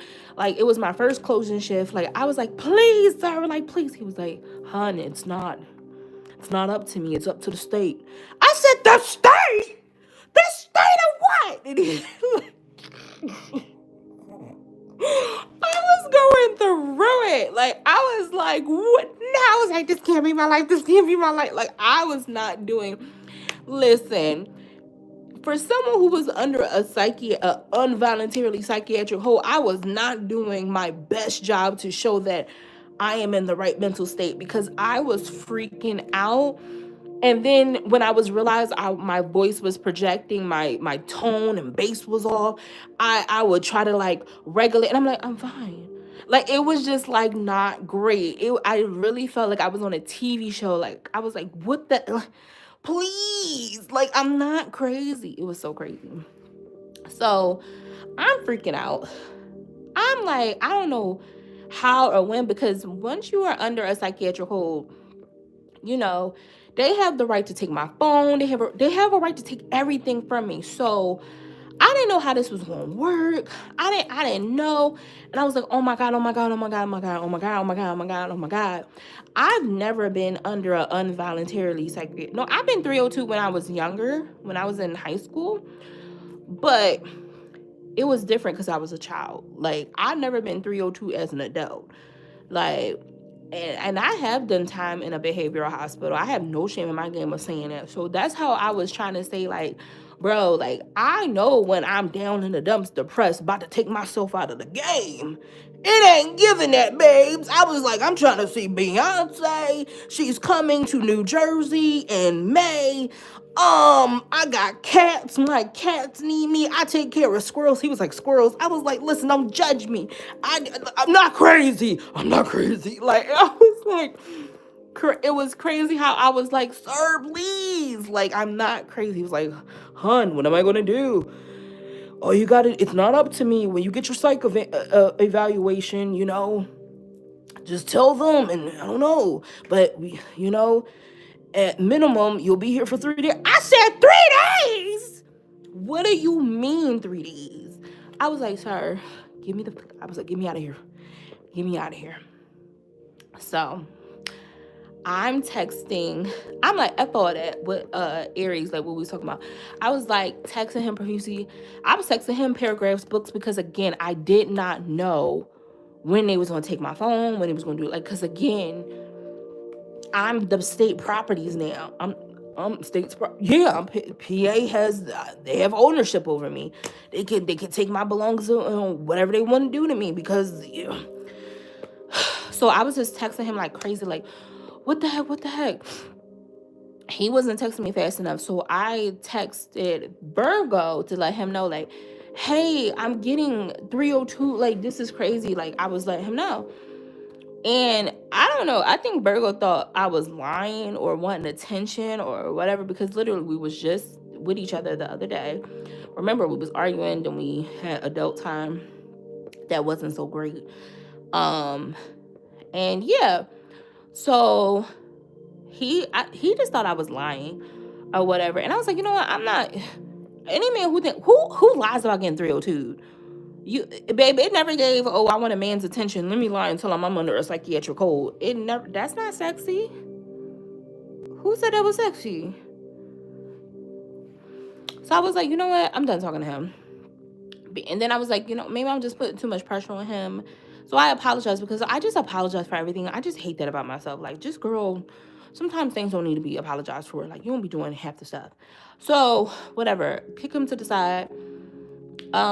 Aries started texting me back like, what the hell? What the Leonte? And I'm like, bro, exactly. Like, I don't even understand. And I'm freaking out. And I asked him if he can let my mom know. And I'm scared on this, all other stuff. And he does. And shout out to him. And then I called him from the hospital phone. And because I don't think he thought I was lying, but I think he was, because we was literally just like arguing. Like, I know he probably was just confused, like how fast of the events, how fast everything just turned around for us. Like, and I had to call him from like the hospital, like, bro, look, I'm not playing. Like, they really, like, this man is watching me. They got me under this psychiatric hold. I don't know what to do. I'm not crazy. Da da da da. So he agrees to call my mom for me, which I very much greatly appreciated. And it's funny because like after that, they like took me downstairs, and then they took everything from me, stripped me, searched me, and all this other stuff, like I was in jail, or whatever. And yeah. And then fast forward to while we're all here. So I still was, I didn't even get to tell that part. So if you don't know, I was only under a psychiatric hold, like I said, because I knew I was, I didn't tell y'all that. I told that man who I wouldn't be there that long. I was like, sir, I'm not crazy. Like, I'm gonna leave tonight. He was like, okay, hun. Hun left that night because she's not crazy. Like, she's in her right mind. She just a little sad. She just a little depressed. Shit. Cut me some slack. The world is falling apart right now. You want me to be happy? Anyway. So I think I was only under a psychiatric hold for maybe like 12, 13 hours. Not that bad. It was a full day. It was a shift. It was over. It was overtime, basically. And I thanked Aries because I know the hospital called my mom and they called him. I don't know if he talked to them. I still don't know to this day if he vouched for me to get out. But listen, I do know whatever both of them said, I got out because of that. So, shout out to them. So I just thanked him because despite what we was going through, he was there for me. I give him that and I appreciate it, and I felt his love, I felt his care, but I also felt that I overwhelmed him because it was just a lot that happened at such a rapid time. And I wanted to reassure him, to give him that acknowledgement that, hey, I know I sprung a lot on you, especially by saying, oh, I have a boyfriend, like, I don't need you no more. And just to turn around and need you and you're there for me. Like, I was pretty effed up as of a person to not only say and do that things to him, but to turn around and need his help. And, he didn't have to help me. He could have been spiteful. He could have been petty. He could have been like, yeah, keep her ass in there. She is crazy. But I appreciate him for, helping me in that moment, helping me when it really meant something. And to me, that kind of like was like an olive branch. Wrong. Again. So, I was going to call him Mr. Aries. Aries wanted to come over.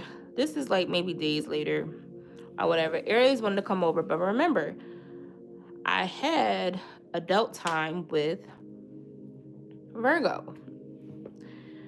And Aries wanted to come over and have adult time. And I was like, I was down for it. And then I was like, wait, I can't do that. Like, I just, even though it was days, but I was just like, nah, like, I'm not, like, because I felt guilty. And plus, again, I know how this man is. Like,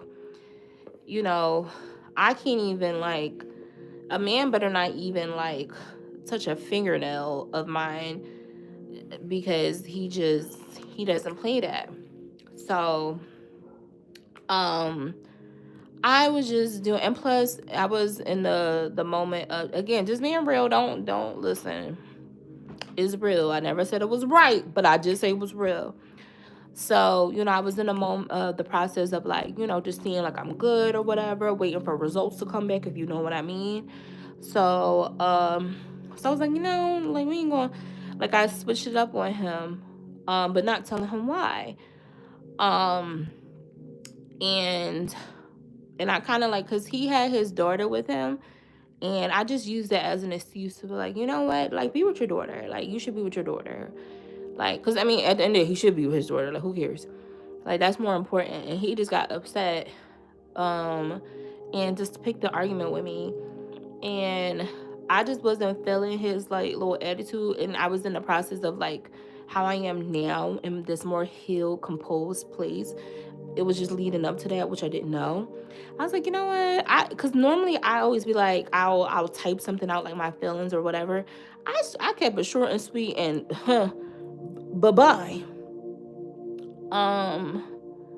Days later, as some of y'all know, I sprained my ankle. Child, when I say I'm going through it, like, sprained my ankle, right? I sprained my ankle, and I called him because it was so bad. I didn't know if I broke it. I didn't know if it was a sprain. I just knew my ankle was swollen and I could not walk on it. It was so bad, and even hopping hurt like hell. So I was like, bro, like, I canceled a live stream because I believe I was supposed to play Dandy's World or whatever. I canceled a live stream, and I was like, bro, I really gotta go to the emergency room. I was like, how the hell am I going to get downstairs? Because I have these steep ass stairs. Like, bro, what the F? So I find a way to get down there, because we're beefing. I hate that I always come to him when I'm in distress. Like when I say I don't need you no more, I want to mean that. Like, and I mind you, I don't depend on no one. I depend on no one. So even emotionally, to depend on someone is scary for me. My mother, I won't count her, because not to say, like, oh, because she's my mother, because if you know, I share that's not my biological mother, but she's my mother nonetheless. But my mother is someone who I trust, so I won't even count it as, like, a depend on her. I know, like, I can lean on my mother in times of need. Like, my mother, quick, fast, in a hurry. I don't even have to ask my mom for nothing. If I just say something like, oh, that's cute, or whatever, my mom will get it for me. Like, that's just how my mom is. My mom is honestly like me. Well, I get it from my mom. Like, I can hear someone say something once and I'm thoughtful and I'll get it for you. I get that from my mother. So anyway, I didn't want to bother my mom because she's at work. She's an old lady. The hell, she about to turn 74 in a few days. Hey, mama. Ooh, I love you, girl. My mama turning 74 on Sunday. Yeah, mama. Mama online. Anyway, so I was like, dang, like, what the hell she gonna do? She can't help me. She's little. My mom is literally like 4'11". My mom is so small. I'm 5'6", and I'm 1,000 pounds. What the hell is my mom gonna do? Exactly. I was gonna say his name, Aries, to help me. He was being a jerk and saying he can't help me. So I was like, you know what? I'm gonna call and argue with him, because at the very least, if he can't be there for me physically, even though it's an argument, emotionally he's gonna be there for me, and that's just something I can depend on. So I just started arguing with him because, one, I was feeling guilty about being with another man. Two, I mean, I didn't like how he was coming across in that moment, even though he didn't know. He probably will know now. But he didn't know at the time. Like, I really didn't want him to come over because of the guilt of being with someone else. Even though we weren't together, but still, I wouldn't like if he did that to me, even though he did kind of, you know what, it still doesn't make it right. Two wrongs don't make it right. But it makes us even now, doesn't it? Anyway, we start arguing. We argue up until me getting to the emergency room. He hangs up on me. He blocks me, all this other stuff. Oh, that was the girl. I told it in the wrong order.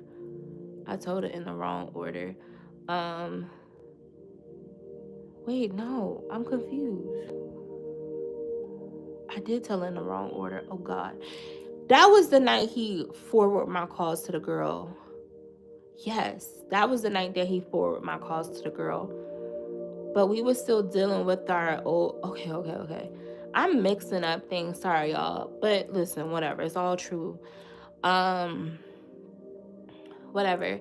That's the night he actually, when I got back home, because I wasn't in the hospital long, they did x-rays, they found out I just sprained my ankle. I had to wear a boot literally for a day. I was good the next day, because if you know, he was out with me. We did that in real life stream. Y'all saw me out drinking, getting rizzed up. Y'all saw horses. We saw Philly Elmo. We was down South Street. Yes, we had a good time in that stream, didn't we, friend?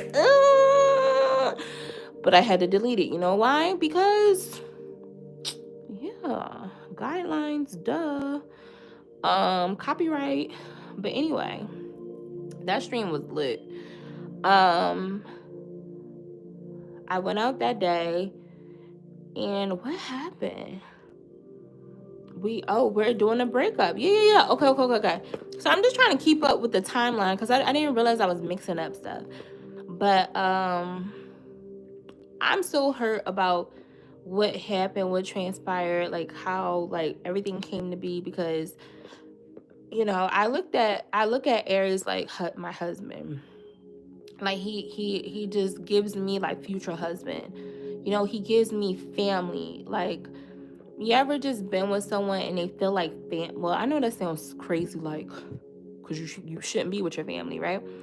But it's like he just feels like we fit. Like, it doesn't feel like even when we first met physically, it didn't feel like a stranger. It just felt like someone who I'm reconnecting with.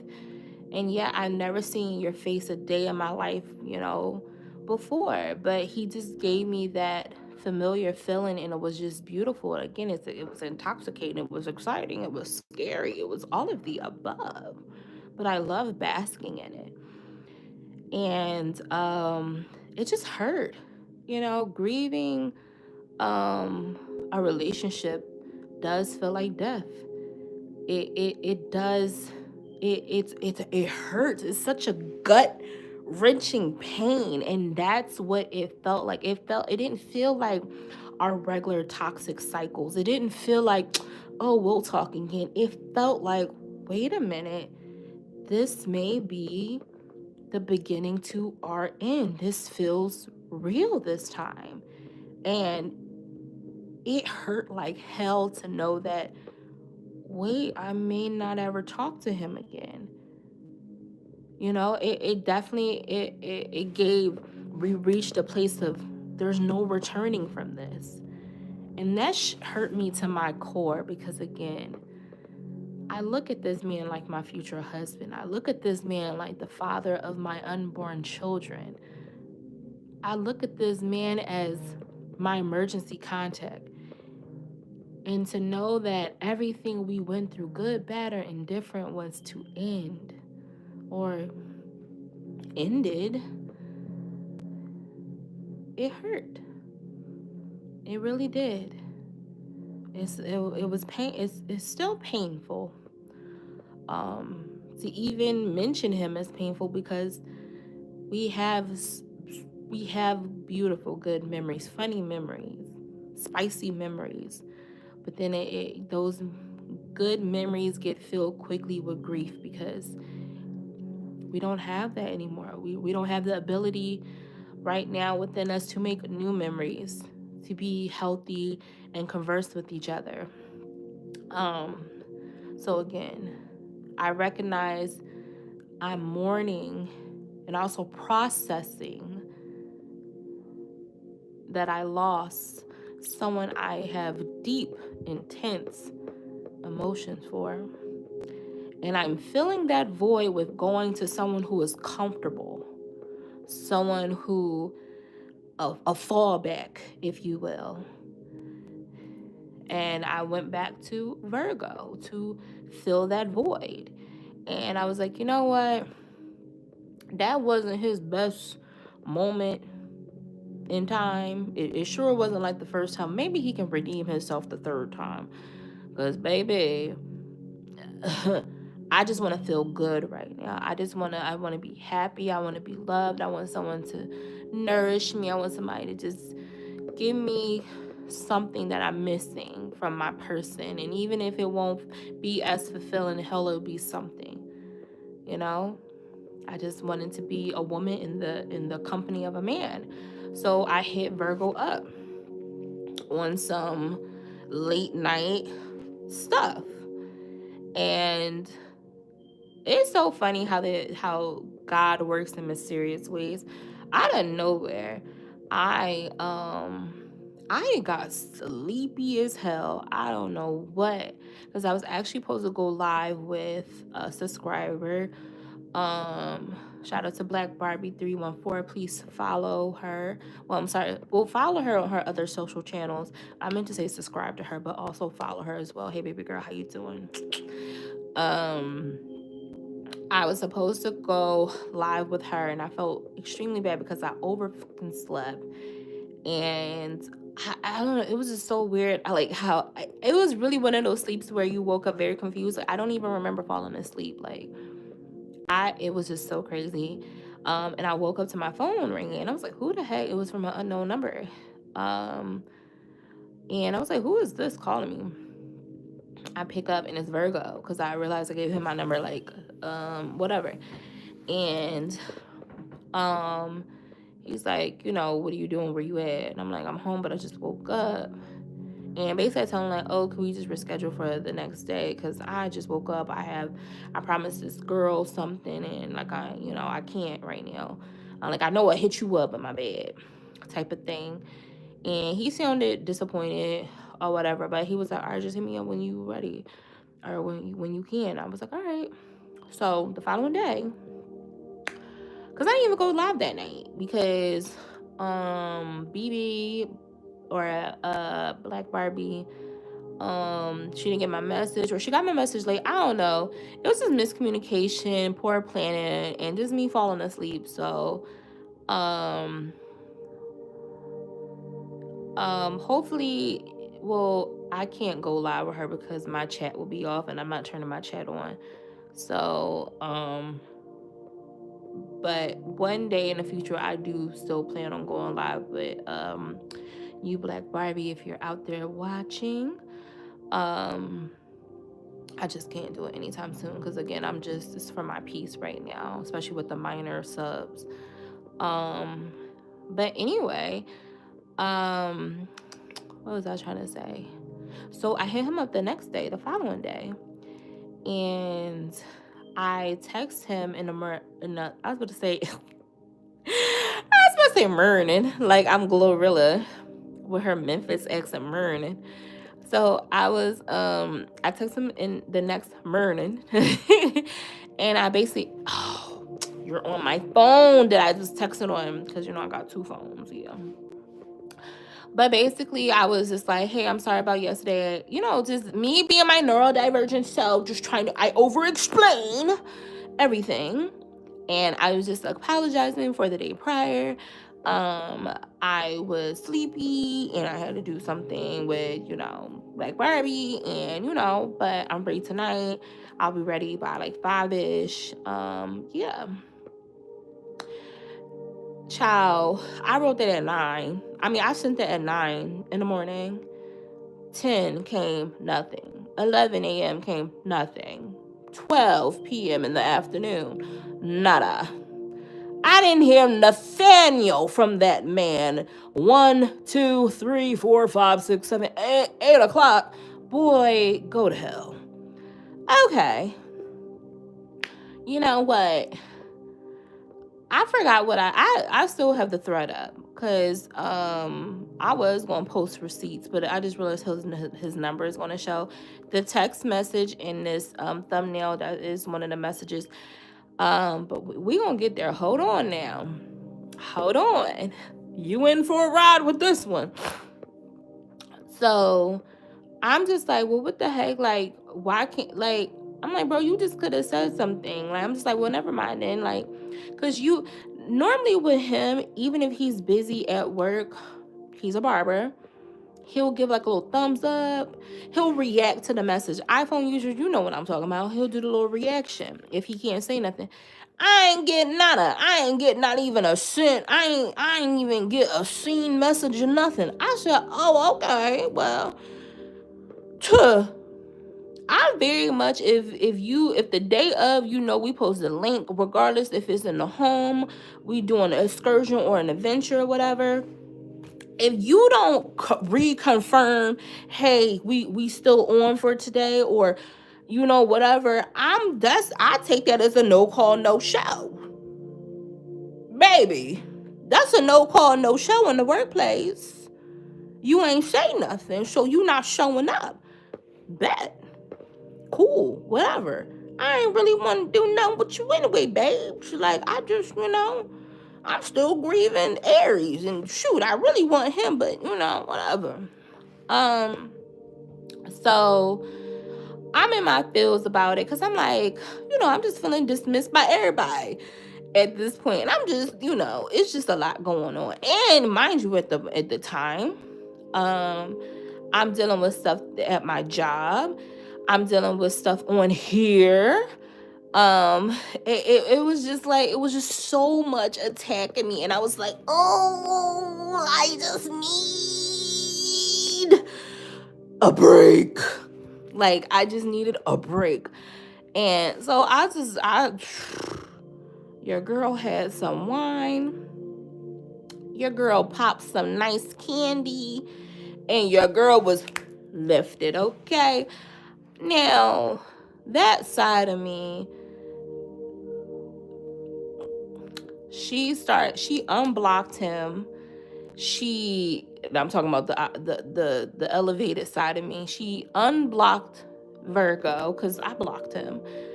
And because she's very emotional. When I get a little spirits within me, I start just operating from a place of the shadows, and I start operating out of toxicity. It's never healthy, it's never love, and it's never light. It's always darkness. And because I feel like that my defense mechanism, I just have to I don't know. So I text him, and I'm like, you know what? Pick up. I'm about to FaceTime you. Pick up. So I leave him. Oh, that's probably why he said that. Hold on. I'm gonna get there. I FaceTime him. I had makeup on. I think that's important to realize, because he brings this up earlier. Mind you, I don't have makeup on right now. But anyway, I had makeup on, and basically I'm saying, I'm just like, I don't know what I said to him, but I know I ain't saying nothing bad.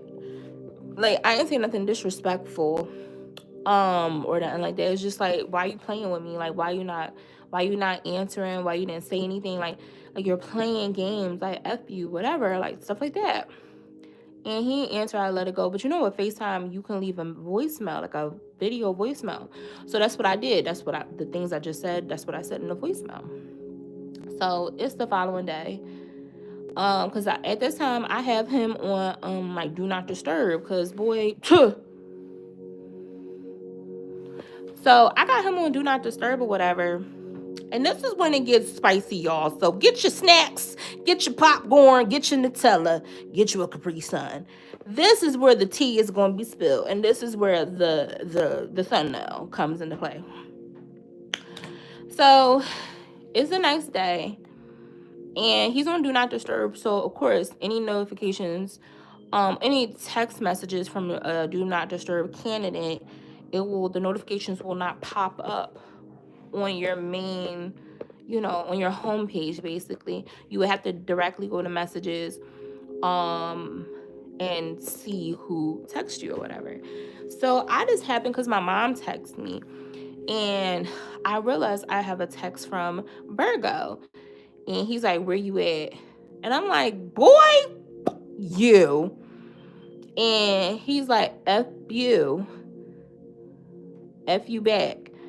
And from there, I'm going to like try to paraphrase a lot of stuff that he said. But I want y'all to get the gist of what he said. Because, again, I have all the receipts, but I don't want to expose his number or his name or nothing like that. But what did he say? He was like, F you back. And I said, I hate you. He was like, no, you don't. You hate yourself. And I was like, no, I don't. And I said, to prove that I love myself, I'm not dealing with this with you anymore.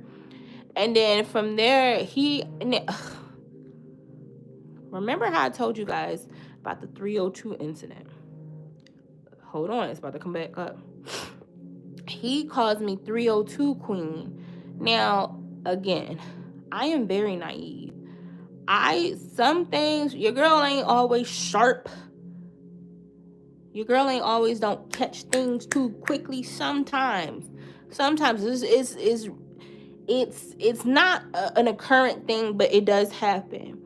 So I'm thinking, I don't know what the fuck I thought 302 queen meant, because if you are on TikTok, there's a thing called what is it? I think it's three. Oh, no, it's not 302. I just said 302. But it's something on TikTok basically calling girls basically promiscuous women. They call girls, I think it is 302s. Oh my God. Wait, hold on. Let me look at it real quick. On TikTok, my life, it is called 302s. Like, basically, if you a bot, they call you like a... Wait, hold on.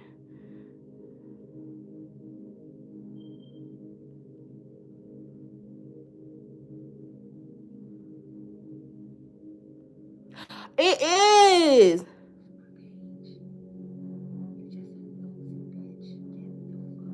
Okay, I knew I wasn't tripping. Okay. So they call bops. They literally call promiscuous women like 302s or whatever.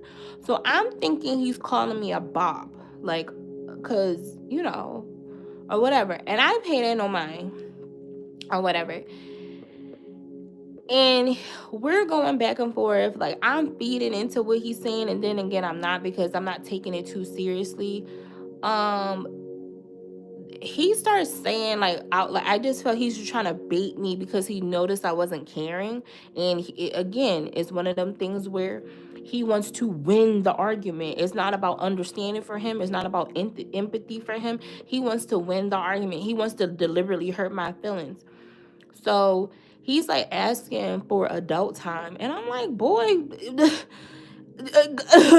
go to hell. Like, so me basically saying like, I don't want to do this with you anymore. Like, me basically saying I'm refusing to engage with you anymore. Just sent him off the handles, and him being a true narcissist, trying to gaslight me, trying to manipulate me, trying to make me think anything, trying to make me think of myself as less than, like I need him, like your girl can't pull nobody. He starts attacking my looks. He started saying like, oh, you're only cute with a pound of makeup on and you need makeup. And again, me being self-assured in myself, me being confident, me just, being me. Like, I have very high confidence. Like, I know I ain't, listen, I know I'm one of them ones. Let's just say that. And I don't care who doesn't think that. That's your business. That's your prerogative. I don't care what you think. Who are you in the grand scheme of things? Exactly. Nobody to me. Right. So, but he is someone to me. So someone that you care about, you love, and that you knew since you was a kid. I'm like, well, hold on now. Back it up, flip it, and reverse it. Missy Elliott, what the hell? What's going on here? He talking about something. Oh yeah, you're ugly. And I'm like, oh, ugly? I ain't never heard that before.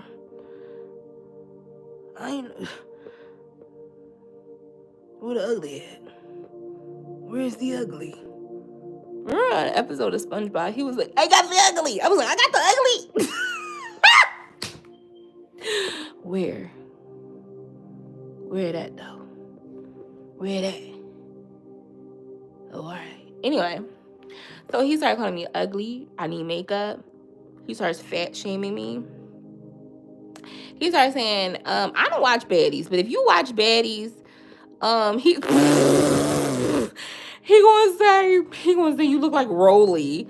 And I was like, huh? Like, he's still calling me 302 queen. Mind you, I'm not catching he's basically saying I'm crazy because I got the psychiatric hold. Remember, I told him I'm not putting that together.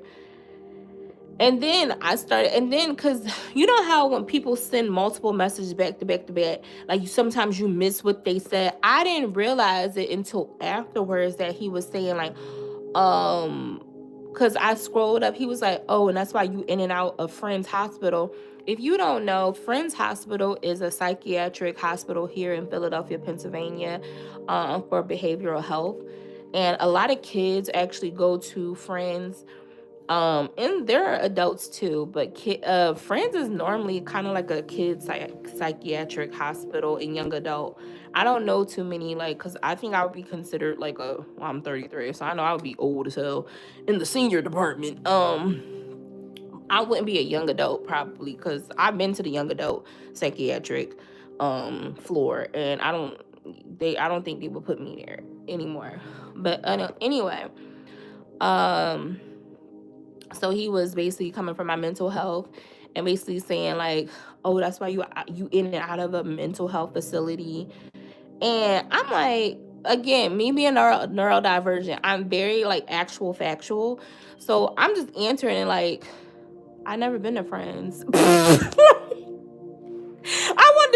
wanted to correct him and was like, I actually was at Belmont, but I wasn't at Friends. Like, boy, what? But I'm not, again, I'm just I'm just responding to what he's saying. I'm not really processing, hey, you're conversing with a narcissist who is literally trying to manipulate you, and he's emotionally abusing you right now. Like, literally, that's what he's doing. He's emotionally abusing you. And he was like, but this was the kicker. This is the one that really like had me go, because first of all, well, actually it's two that insults that I really was cracking up at. Like, after the whole I'm ugly thing, I know that ain't that. I know he's fucking lying. The body shaming thing, I was cracking up because he was just saying anything. He was saying I had a popsicle body, and my legs is little. I ain't gonna lie, he ate with the legs little, because I started like, was like, is my legs little? Like, he got in my head a little bit with that. That's what I was like, he ate with that. Like, okay, narcissist, you got in my head with that one. Because I started looking at my legs like, my legs. Because I can get the whole, like, your body not being proportioned. But I was like, bro, I'm pretty proportioned for my size and for my height. Like, it doesn't give upside down triangle. It never gave. Like, it don't give bubble ass. Like, he was just trying to come for me, like, just trying to attack every little thing because I didn't want to have adult time with him. Like, very, like, tantrum. It was just so weird. But then in the midst of, like, insulting me, would still demand and ask for adult time. That was the weird part of it. That's how I realized I was talking to a narcissist, and this wasn't the boy I grew up with. This wasn't the boy that I used to have long talks with all through the night. This wasn't the boy we went on walking excursions, walking through the whole uptown of Philadelphia. This was a man who has been hurt, who has allowed life to jade his heart. So anything that seems like a threat, he is going to be on the defense of. That's who I'm talking to right now. Because me simply having the boundary, even though it was shaky, it wasn't that stable, but me even just recognizing like, hey, I'm not about to do this with you and keep going back and forth and back and forth and back and forth. that disrupted your mental cognitive to the point where you wanted to try to manipulate me into thinking that I'm ugly, to hate my body. And then, oh, I didn't even tell y'all, he said I stunk. Huh? He said my pocketbook, my cookie jar stunk. But this is what the funniest part was. Oh, I want to be in that stink. Huh? Again, insulting me. And then basically saying you need to take these insults because you will never be with a man like me, basically. So just take the emotional abuse that I'm doing to you. And also, you're going to have bedroom time with me. Excuse me? And then I ain't gonna lie, y'all. I told you, is it real? Yes. But is it right? No.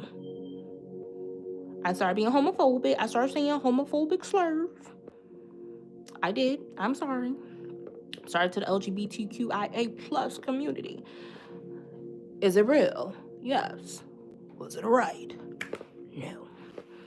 I started calling him all the F-bombs. I was like, you're an F-bomb. You have a whole bleep ring. You got a whole dopamine ring. For what? You can't keep it up? Ooh. And then he was saying, I didn't even realize he was saying I look like a man. And because I would have doubled down on, oh, well, then you're really a F word. Because if I look like a man, that means you like men. Right? You learned that in jail? Oh, I did throw that out at him. Because I was like, that's why you've been in jail. That's why I was like, your time is limited. He was like, yours too, crazy. He was like, you need to take your medicine. And I'm like, that don't hurt my feelings, babe. You a statistic at this point. You always in and out of jail. Always. That hurt his little heart. And then it hurt his little heart when I said we're not friends. He was like, we're not friends? No. And that's when I told him about himself. And I took accountability for the things that I said, especially the F-bomb, because I don't need to be homophobic and say homophobic derogatory slurs to prove my point to a narcissist. That, again, I can hold accountability for myself of disrespecting a community that I take pride in being in. So that was my F up, and I need to stop doing that. So I basically tell him how I feel. I'm not doing this with you. You are someone that I love. You are someone that, I grew up with, and I've always wanted you to be happy. I was rooting for you. It's nothing like seeing someone go through the trenches, going through the struggle, going through depression, going through literally the worst of the worst that life can throw at you. And seeing them succeed, seeing them living the happily ever after that, hell, you probably wish for yourself. Because how I am as a person is, if it's a win for you, baby, it's a win for me. You are someone I grew up with. Someone I love. You think I don't want to see you win? I very much do. Very much did. Past tense now. But you don't get a cookie, and you don't get my loyalty anymore because of the tenure between us. Because I've been treated by better men who I have known for 3 years, let alone 3 days, than someone I knew for over a decade. To use my mental health, regardless if I was under that psychiatric hold for 1 hour to what I was really under 12 to 13 hours, which I wasn't deemed crazy, clock that. But to use that against me because I didn't want to sleep with you is classless and egregious. And you are a sorry excuse for not only a man, but a human being. I'm a woman. I'm a person. And for you to be a father and have a daughter of your own, and you've been in and out of her life because of your poor choices, I can only imagine the mental health that she's going to need. So imagine if a little kid or a little boy throws that in your daughter's face, calls her a 302, calls her crazy because she's dealing with some mental disturbance because her father gave her abandonment issues because he never was stable in her life. Imagine. I don't have to see him personally to know that he's going to get his karma for the way not only he talked to me, but the way he treated me. You don't get a re-entrance in my life talking down on my experience with my mental health. I take that very seriously. So thank you, Virgo, for knocking the motherfucking rose-colored glasses that I had on this whole time about you. I no longer care about you being a visible representation of my childhood. I no longer care that we grew up together. That does not mean you have access to my life and to me, and damn sure to my body anymore. I'm fat. I'm ugly. My pocketbook stink. I look like a man. I'm crazy. But you was still trying to sleep with me. My pocketbook stink, but you still trying to sleep with me. I look like a man, you're still trying to sleep with me. I'm crazy, but you're still trying to sleep with me. My body is shaped like a what'd you say, a popsicle? My legs are little. Let's not mention that you love eating it out. Oh, you love eating out. Oh. So I say all this to say that there are blessings hidden in horrible, toxic, concerning, awkward situations. There are definitely blessings in disguise. I was looking at what I went through in March and now in April as something that was happening to me, instead of realizing all these chains of events, regardless if I liked them or not, and I didn't, they happened for a reason. There are things that I didn't even realize within myself that I had to change, and urgently at that. I needed for someone to knock the rose-colored glasses that I had on, not only myself as as a person, but as men, as suitors, as potential, husbands, and just people. Just it didn't even have to be romantic. It's just how I view people in my life and the extremes and lengths of things I'll accept just to have people in my life, because my love yearns to be loved, because I do have abandonment issues from my father passing away, and also because I didn't have stability with my biological mother, because I have a fear of not being able to experience what it's like to be pregnant and be a mother. And I'm 33, And science tells me I need to have a baby like yesterday because clocks is ticking. It's so many variables of why I felt as though I needed to hold on to people who no longer should have been held on to and probably not even grasped in the first place.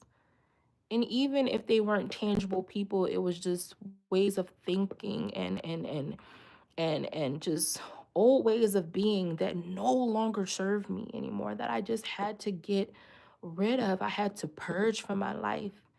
And I'm just so happy and grateful to still stand tall after everything that I experienced thus far. And not even just in March and in April now. Like overall, I I'm such a strong person. I'm such a strong woman. And I'm very proud of myself because nothing is going to stop me. Nothing is going to hinder me from where I know I'm going.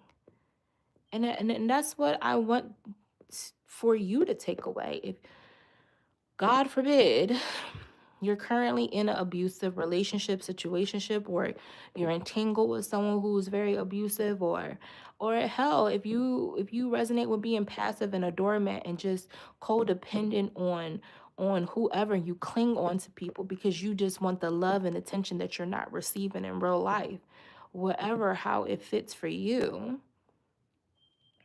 I want you to know that the premise of this whole thing is healing, and not healing to just put a band-aid on it and think it won't reoccur or show up again in your life. Healing so you can recognize how to deal with situations that bring you grief and pain and anxiety, and the people who may bring it to you faster. That's what this is about. Because the fact of the matter is, you're always going to encounter something bad is or unfavorable. Let's just say that we're always going to encounter unfavorable people and damn sure unfavorable situations. But it's not what we go through, it's how we get through them. It's okay to feel affected by things immediately. It's okay to be emotional about the things immediately. But you know what? It's not okay. It's not okay to misplace your emotions onto others, regardless if you're conscious of it or not, regardless if it comes out as anger or irritability or not. It's not okay to transmute your feelings that you don't know how to sort internally externally on people. It's not. You can't control what people do or what they'll say, but you can always control yourself. And if anything that you can take away from this live stream or my situation is that just take time out for yourself. You like what I'm telling myself is like, because I'm not gonna lie, Virgo got in my head. He did. Because once I went on Instagram, because after I blocked him, no, I didn't block him yet. I'm so sorry. Because I went on Instagram, something told me to go on Instagram, and I went on my business page, and I saw what he wrote to me the previous day, and he literally wrote to me, I see why you got 302. So that was smack dab direct of him throwing my mental health crisis in my face. Like it wasn't like a blurred line of like, oh, is he calling me promiscuous because 302 means, something different on TikTok? No, he was using my situation against me to deliberately hurt me. That is something we cannot come back from. I can forgive him, but my forgiveness does not grant you access back to my life. I don't even love you from a distance, but for the sake of the friendship that we once had, I rather think fondly of you in that aspect than what you have shown me thus far, because 0 out of 10 would not recommend. So once I figured that out, it intensely hurt me, like really badly. I felt it was like a gut, like someone stabbed me in my gut. Like it was like I couldn't believe he said those things to me. I couldn't believe he said that to me. Like I really like, it just felt like a really, I don't think I've ever really been betrayed in that manner before, but that was really like, it hurt. It was gut-wrenchingly hurting physically. It hurt. I had to sleep it, like it hurt. Because again, this is someone who I held so much space and love and concern for. How could he say that to me? There's no coming back from that. And if I stay, if I allow it, then I'm the dummy. Then I feel worthless. And I'm teaching him and I'm training him that you can say God knows what to me and I'll take it. And is that what I want to be known for? Have I gotten that desperate? Have I lost all my self-worth and all the love and healing that I have done for myself? Is this what it's coming down to? We accept scraps? No. So I gotta put me first for once. I gotta love me more than a connection that fizzled and died a long time ago. And I gotta let you go.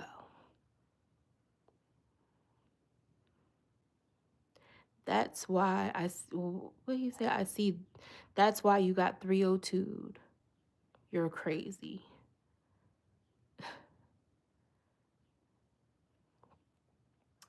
Okay, well, I'm gonna let God handle you. I'm gonna let your God handle you. And we gonna see how this plays out. Because one thing about me and two things for sure.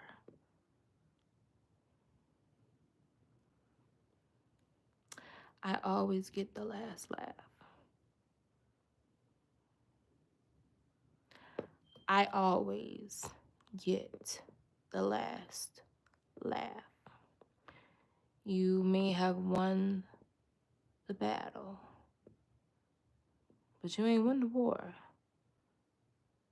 Life is about to give you karma that you have never experienced before, and I wouldn't be surprised if I heard you got arrested again.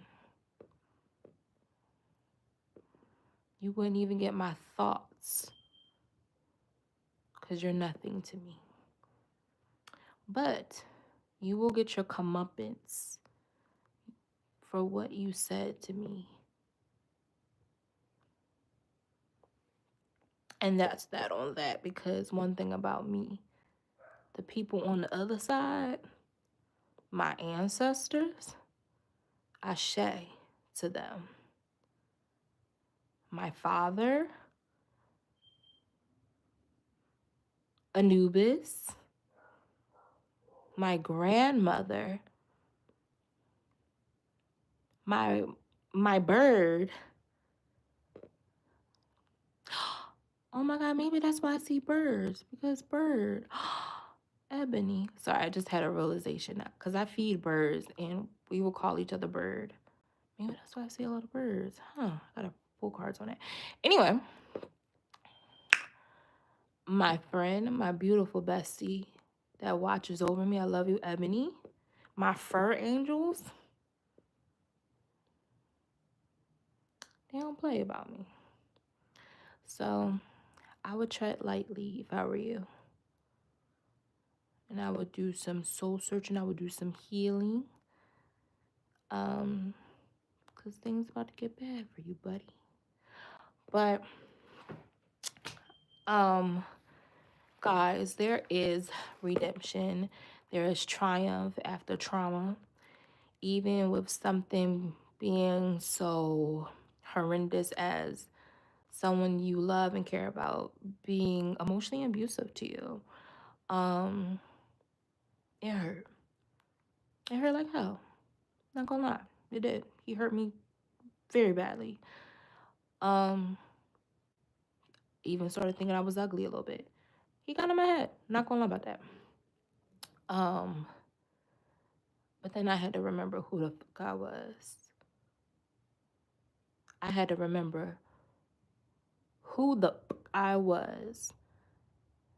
And she is forever. Will be forever. Will always be that. Will die that. That girl. So, fuck a narcissist, gotta say. Bitch, look at me. Thank you so much for watching. I know this was a long one, but it was my truth. Good, bad, or indifferent. Was it raw? Was it raunchy? I don't know. But I can only be me, and you can only be you. And I appreciate you for watching this video this far. I love you so much. I hope you are doing great in life, and have an amazing week. I will see you soon. Bye. Bye, bye, bye, bye, bye, bye.